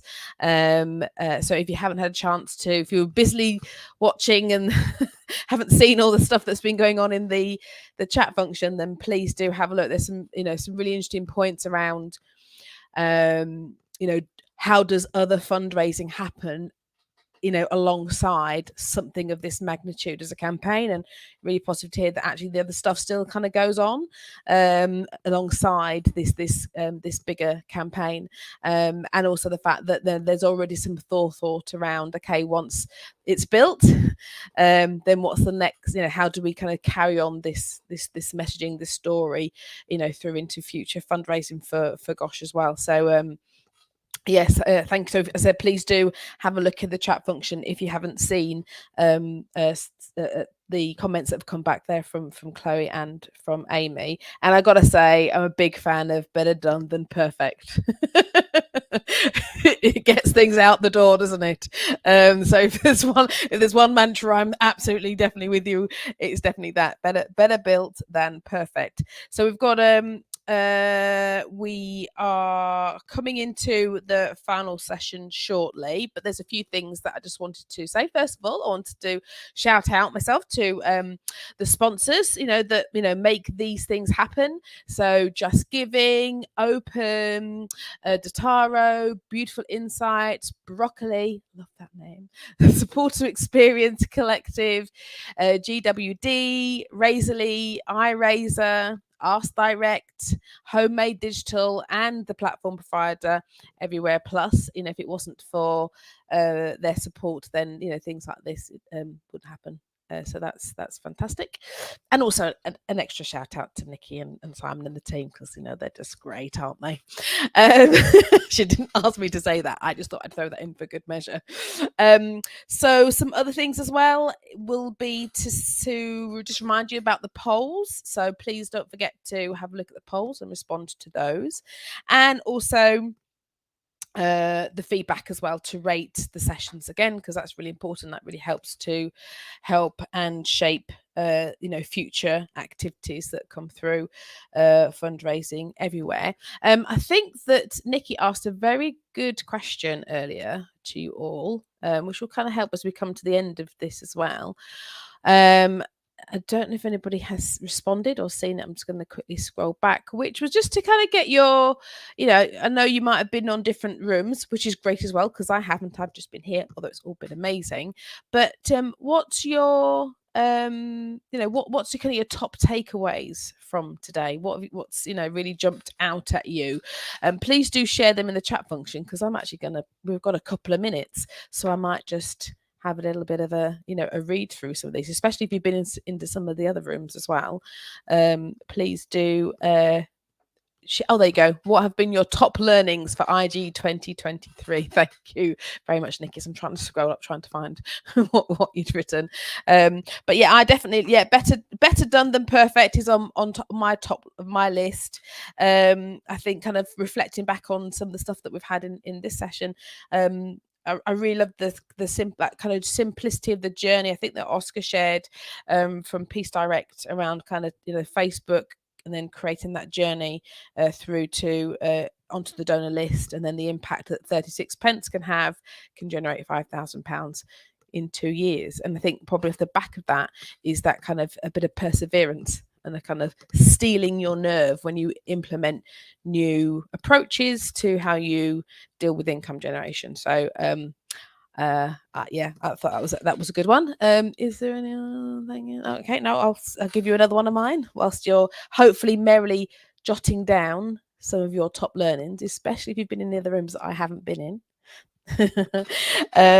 Was around I think from the Beautiful Insights piece. I think actually there was some nice comments as well in the chat there around hearing from the voice of the supporters as to what they think they're going to fund, what they want to support, that they are going to support, that even when we're in this time of permacrisis and that lovely permacrisis paradox, where you had the greater need, but also there's a lack of funds and there's that squeeze in the middle. That actually to hear the voices, to hear that, that was it 50% of people are happy to see that incremental increase in their regular giving, whether you kind of ask or whether you just do it automatically, that 50% are up for that. And that's a really positive thing to hear. Really positive to hear. I think in the videos, some of the, particularly the young supporters saying, actually, I'd rather give up my monthly coffee subscription than to give up the regular giving that I'm giving to the different charities that I support. Really, these are good positive. These are the good stuff. This is the good tea that helps us to carry on and do what we do day in, day out for the organisations, and then have that huge impact that we have, on those that we support or deliver to as well. Any other gems? Come on now, are you all just share? You're keeping them to yourselves. Come on, share all the good stuff. And I definitely had that, as I said before, that Terminator experience of, is it called Skynet? For those that have ever watched any of the Terminator films, around AI. And whether it be from the piece that John, his 8 lessons in 8 minutes, our masterclass in AI, and understanding the difference between the predictive AI and the generative AI. Through to then being more aware around some of the challenges around AI, some of the perpetuating biases around gender, around communities and culture, and then also I loved it, the hallucinations. Like, oh, that's a nice way of saying it, but the little white lies and fibs, maybe not even little ones, that the AI can do. Has a guess. I'll just take a guess and tell you that's what the answer is. So I thought that was quite interesting, as well as some of the new tech that's kind of coming up over the hill, such as the Copilot. So if you are a Microsoft user, then that's something to kind of think about and consider as well. Right, how are we doing? I love it. I love that broccoli is Brock and Holly. I love that. Thank you, Nikki, for sharing. I just love it. I think I can probably now. Is this good time for me to start talking about the final session? Yes, thank you. I'm really sad. I've had a really good day. Thank you so much for asking me to do this again. Right, our next session, final session, is 10 charity campaigns to inspire you. I love stuff like this. I know that whenever I'm kind of working with organisations, I like to kind of I call them pin-ups. This is a pin-up. This is what the art of the possible is. So it's really good that we've got Ollie, who's from Just Giving. He's the customer success manager. Is going to give us, I guess I would say his pin-ups, his 10 charity campaigns to inspire you. So grab your pen and grab your paper and get ready to have a listen, have a look, see where the innovation is, and is there any of that we can maybe incorporate and bring into the work that we're doing. So hopefully I've done everything that I was supposed to do, and I can now hand over to Ollie.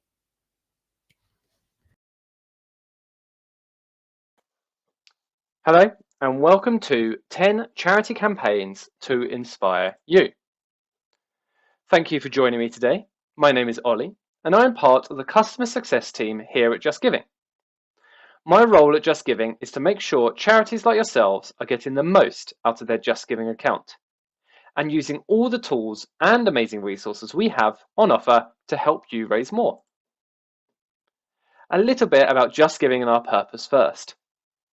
We help people raise money for what matters, and we're on a mission to give everyone the confidence to make a difference. If they care, we believe they can, and we give hope and inspire action so more money goes to good causes. Let us know about any great insights or surprises you're taking away from the session today by posting in the chat box or tagging us on socials at JGCalls on Twitter or at Just Giving on LinkedIn. So let's get started. In today's session, we'll be covering 10 inspiring campaigns on Just Giving we have handpicked to showcase. They range from simply getting all the basics right to utilising our sharing tools, all the way to some big name campaigns too. I'll then share some super useful resources available so you can go away and create similarly fantastic campaigns, and also how to contact us whether you need a helping hand. My colleagues are hanging out in the chat box today, so we'll answer any questions throughout the presentation.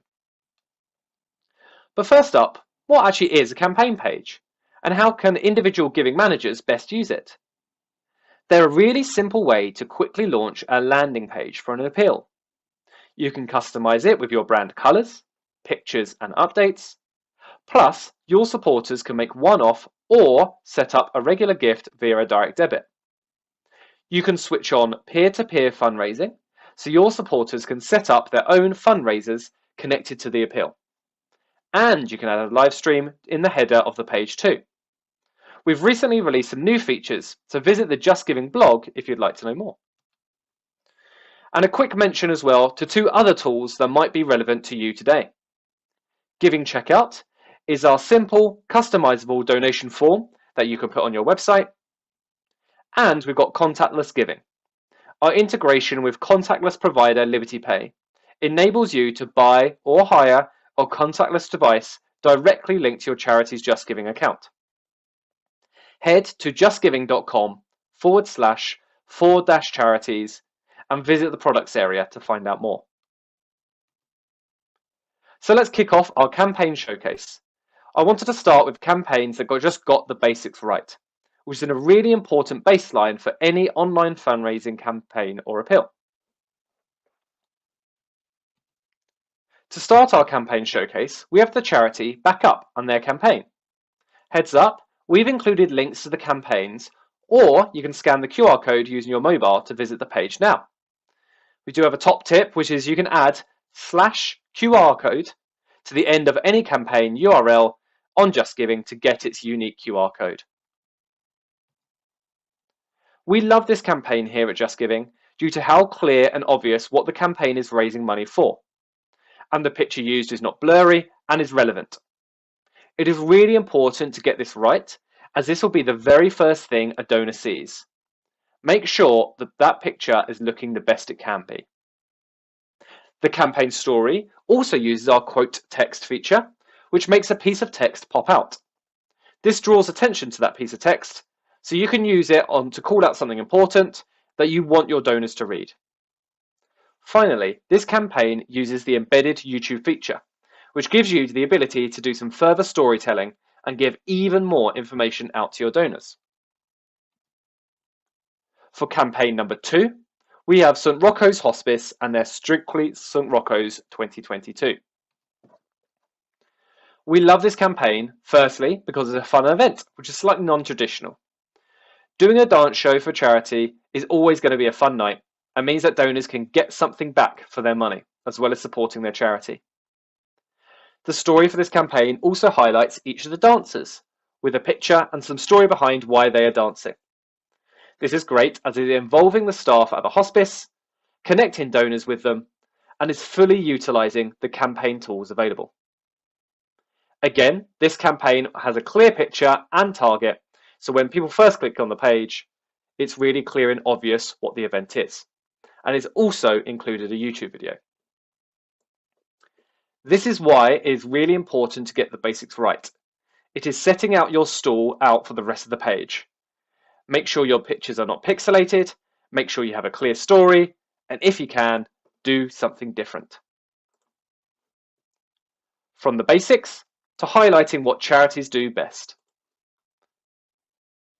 For campaign number 3, we have the Education Endowment Foundation and their campaign for the Sunday Times appeal. This campaign is great, as within the story there are clear shout-outs to the work the campaign is doing, separating each section by its location. This makes it super easy for the donors to see where their money would be making an impact. It also helps these generous donors relate to each cause. Again, think where you could be doing this in your campaigns. Could you separate out where your funds might go for each particular campaign? EEF has also included lots of links in the campaign story, which directs people to the work done and the schools involved, leading to the ability to be able to provide more information if the donor would like it. Using the campaign tools, you can add links out to other sites. So this could be for more information like this one, or maybe you can have a call to action you want to happen as well as the donation. For campaign number 4, we have Mind's London Marathon campaign. Forgive us, we know this is for event fundraising, not individual giving, but we love it because within their story, they have highlighted one of their fundraisers and runners, and it's included a story about why they are running for Mind. This makes the campaign more personal and will inspire other fundraisers and donors alike, which should hopefully ensure you go on to raise more, get your campaign shared more, and help encourage your fundraisers with what to add to their pages. Hopefully, you can start to think about how to include a donor and beneficiary story, which you can include in a relevant campaign page. Also, it is always nice to shout out those who do such great work for you. Next up, I want to focus on the power of sharing.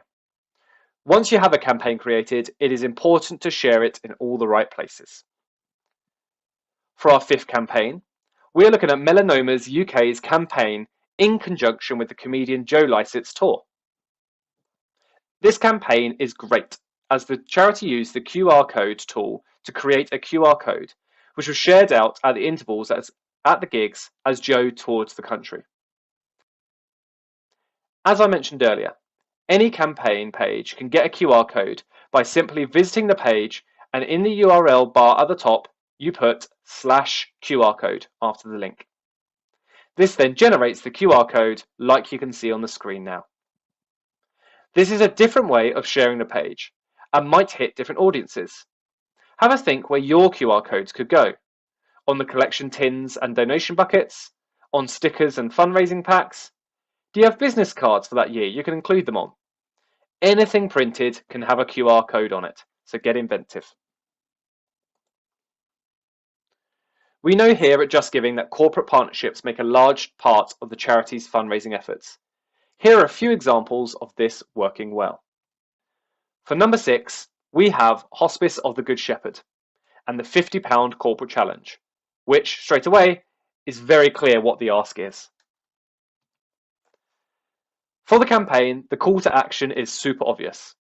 They asked how much money could they raise for the hospice with a budget of £50, the £50 corporate challenge. The hospice engaged local businesses with this campaign and kept it simple. With this campaign, there was also a time frame. This creates a sense of urgency and means they can plan and budget better, as they know there is a date when the money needs to come in by. Combine all this with getting those basics right, and this is a great example of working with corporates in a simple but effective way. For campaign number 7, we have Club Peloton's campaign page, Cycle to Meet Him. Yes, it's another event fundraising campaign, but hear us out, as there are some cool features used in this one that we think would work well for individual giving campaigns too. For this campaign, Club Peloton works with real estate corporates and encourages them to cycle from London to Paris in time for the leading international real estate fair, MIPIM. The charity makes great use of the team function, which gives you the ability to combine individuals who wish to fundraise as a group, and then splits these groups out so people can see how their team is doing. This is great for regional teams, internal teams, or for any group of people that want to be part of a team to fundraise. With all these teams and fundraisers, you start to get a leaderboard, which always encourages a bit of healthy competition to see who can raise the most. Finally, as this has become a reoccurring event, it can be built upon, and there is always the goal to try and better the year before. By running events every year, you and your supporters get to understand the event better and when working with corporates. It helps both of you understand how to get most out of the campaign. Once you have your campaign up and running, you may want to update your donors with any progress made, and this campaign next does exactly that. The Wildlife Aid Foundation is our 8th campaign to show you today. This campaign uses a clever way of updating donors on the progress by editing the campaign every time there was an update, and in this case, with a YouTube video to go along with that update. This provides extra content for people visiting the page and helps keep donors sticky to the page, as they may go on to donate more or share the page with their friends. The charity website also hyperlinks their donate button to go to this page. Can you use your campaign donate link to streamline your donor journey and get more people finding your campaign page? The charity was also able to use public figures to share the testimonials via videos on social media, with links to the campaign page on every post. We are also the tool of choice for the big appeals. For number 10, we have Cancer Research UK's and the Deborah James's campaign page. We are so proud to have been the platform of choice for some of the biggest and well-known fundraising appeals. This includes the Bowel Babe Fund, launched by Deborah James, aka Bowel Babe, who worked tirelessly to raise awareness for bowel cancer, its symptoms and treatment, giving hope to so many living with cancer. She spread her message of rebellious hope far and wide, and the support received from the general public was overwhelming. The campaign page became a place for people to leave donation messages, connect fundraisers, and share updates from the charity and Deborah's family. Over £10 million has been raised to help fund cancer researchers' fight against bowel cancer. Just Giving are truly honoured to be part of this journey and to help honour Deborah's name. And finally, our 10th campaign, we have the British Red Cross Society and the Ukraine Crisis Appeal. In 2022, the devastating humanitarian crisis in Ukraine meant hundreds of charities worked tirelessly to help the millions of people affected. During these times, people always want to know how they can show their support. Charities reacted quickly and efficiently to create ways for people to give, including campaign pages like this one from the British Red Cross. They launched their Ukraine Crisis Appeal and used the page as a simple way to detail the scale of the crisis and impact of the supporters' donations. The campaign grew quickly, and supporters started their own fundraising efforts, the campaign acting as a place that united fundraisers and donors in their efforts. Thank you for joining me today. I hope the campaigns I've showcased today have given you some ideas for your charity's own campaigns heading into 2024. On the next couple of slides, I'm just going to share a few helpful resources and how to get in touch with us. The easiest thing to do is to head to the justgiving.com/4-charities page. Click on resources, and you'll find links to all of our resources, webinars, blogs, and training guides. And of course, there's myself and my colleagues, Lauren and Jordan, here to help you too. The success team is here to help you get the most out of Just Giving and achieving your fundraising goals. We provide one-to-one coaching calls, host virtual training sessions, and help create useful resources such as our monthly inspiration webinars. You can contact us on success@justgiving.com.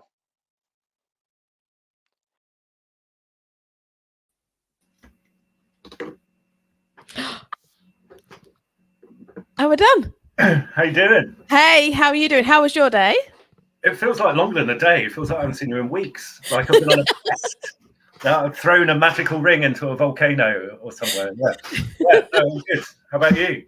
Yes, it has been fantastic. So a big thank you to everybody who has been shouting out and putting lots of questions and comments. I don't know if you've had that way. Loads of sharing and chatting and questions in the chat function. Yeah, it's been a really good day. Really good day indeed. Yeah. Should we get the housekeeping out of the way? Shall we? Go on then. We've been given strict instructions, so we need to thank all of the attendees. Thank you so much for coming. It's you that makes this stuff kind of happen and real. Just to remind you all to use the bottom at the top of the page to ask for membership info. Really important. The membership at Fundraising Everywhere is the best in the sector. Also, the poll button, if you could, give your feedback on the individual sessions. that'd be really cool. That only means that we can, or Fundraising Everywhere can make these things even better. And I don't know, have you got the sponsors to hand? Do you want to do a shout out on them? I can. I've got sponsors to hand. So big shout out to Nicky and Simon, we've got this. Just Giving, and thank you actually just on that to Ollie for doing his top 10 pin-ups for us in the last of my session. We have Open, thank you to Dataro, Beautiful Insights, Broccoli, the Supporter Experience Collective, GWD, Razorly, iRazor, Ask Direct, Homemade Digital, and of course the platform provider Everywhere Plus as well. So thank you all for I guess supporting and sponsoring, but also for your inputs in the sessions. I've had some good sessions with some of those in my sessions. Have you had some of them in your sessions as well? Yeah, totally. That was slick. You should do this. Funny enough, I might have done this before in a previous life. Yeah. Have you got any individual highlights or thoughts or reflections? I was just sharing earlier some my I said there's a few things. I think it was the Gosh, I think it was Amy at Gosh who had said in one of this, better done than perfect. And I was like, yes. It's like, getting something out, if you got it, you could just sit there and keep finessing it and never go out the door, whereas actually, better done and out than it being absolutely perfect. So I loved that. And then another one of mine was the fact that AI can hallucinate. Did you know this, Wayne? What? Did you know? I love this. As opposed to, I would just say it can lie. But Joe Mills said, no, it hallucinates. So it kind of guesses and it kind of gets it slightly wrong and it kind of tells little white lies. It's hallucinating. Loving that as a term. So that was a little bit like I keep saying this, Terminator and Skynet on the AI stuff, but came away understanding the difference between predictive AI and generative AI. So that was. And what about you? Job done. Yeah. No, it was really great, and I don't do enough of this, but like when people come together, great things happen, don't they? And it's about, as much as it's about knowledge, it's about community and people coming together. But I've got a favourite session, and I've got like 4 reflections off the back of it. Like my favourite session, even though they're all brilliant, was Athar, who's head of social at CR UK, and he was just really humble and really human, and that's possibly not what a lot of people expected. And he had one slide which was like all the stuff that's not important with social media, and it was just truth bombs going off left, right and center. Like vanity metrics don't count, you don't need to be on every channel.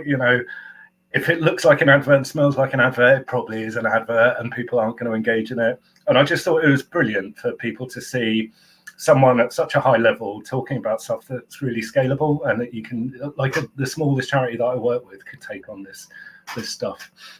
But I think the 4 things that I'm left with is, one, there was a lot of talk about choice. So giving donors choice, not just pushing people up a pyramid, and once they're a cash donor, they have a legitimate reason to become a regular giving. About nudging, but like don't dictate, listen and be respectful. I've been looking for that in fundraising for a long time. The second bit was about partnerships, and you had agencies there talking about how big solutions come from collaboration, which is like really central to the way in which I work. How to get out your bubble, part your ego, put cause before organization. There's like big shit happening, and we all need to rise up and solve it together. But then there was a really interesting theme throughout the day for me about mission.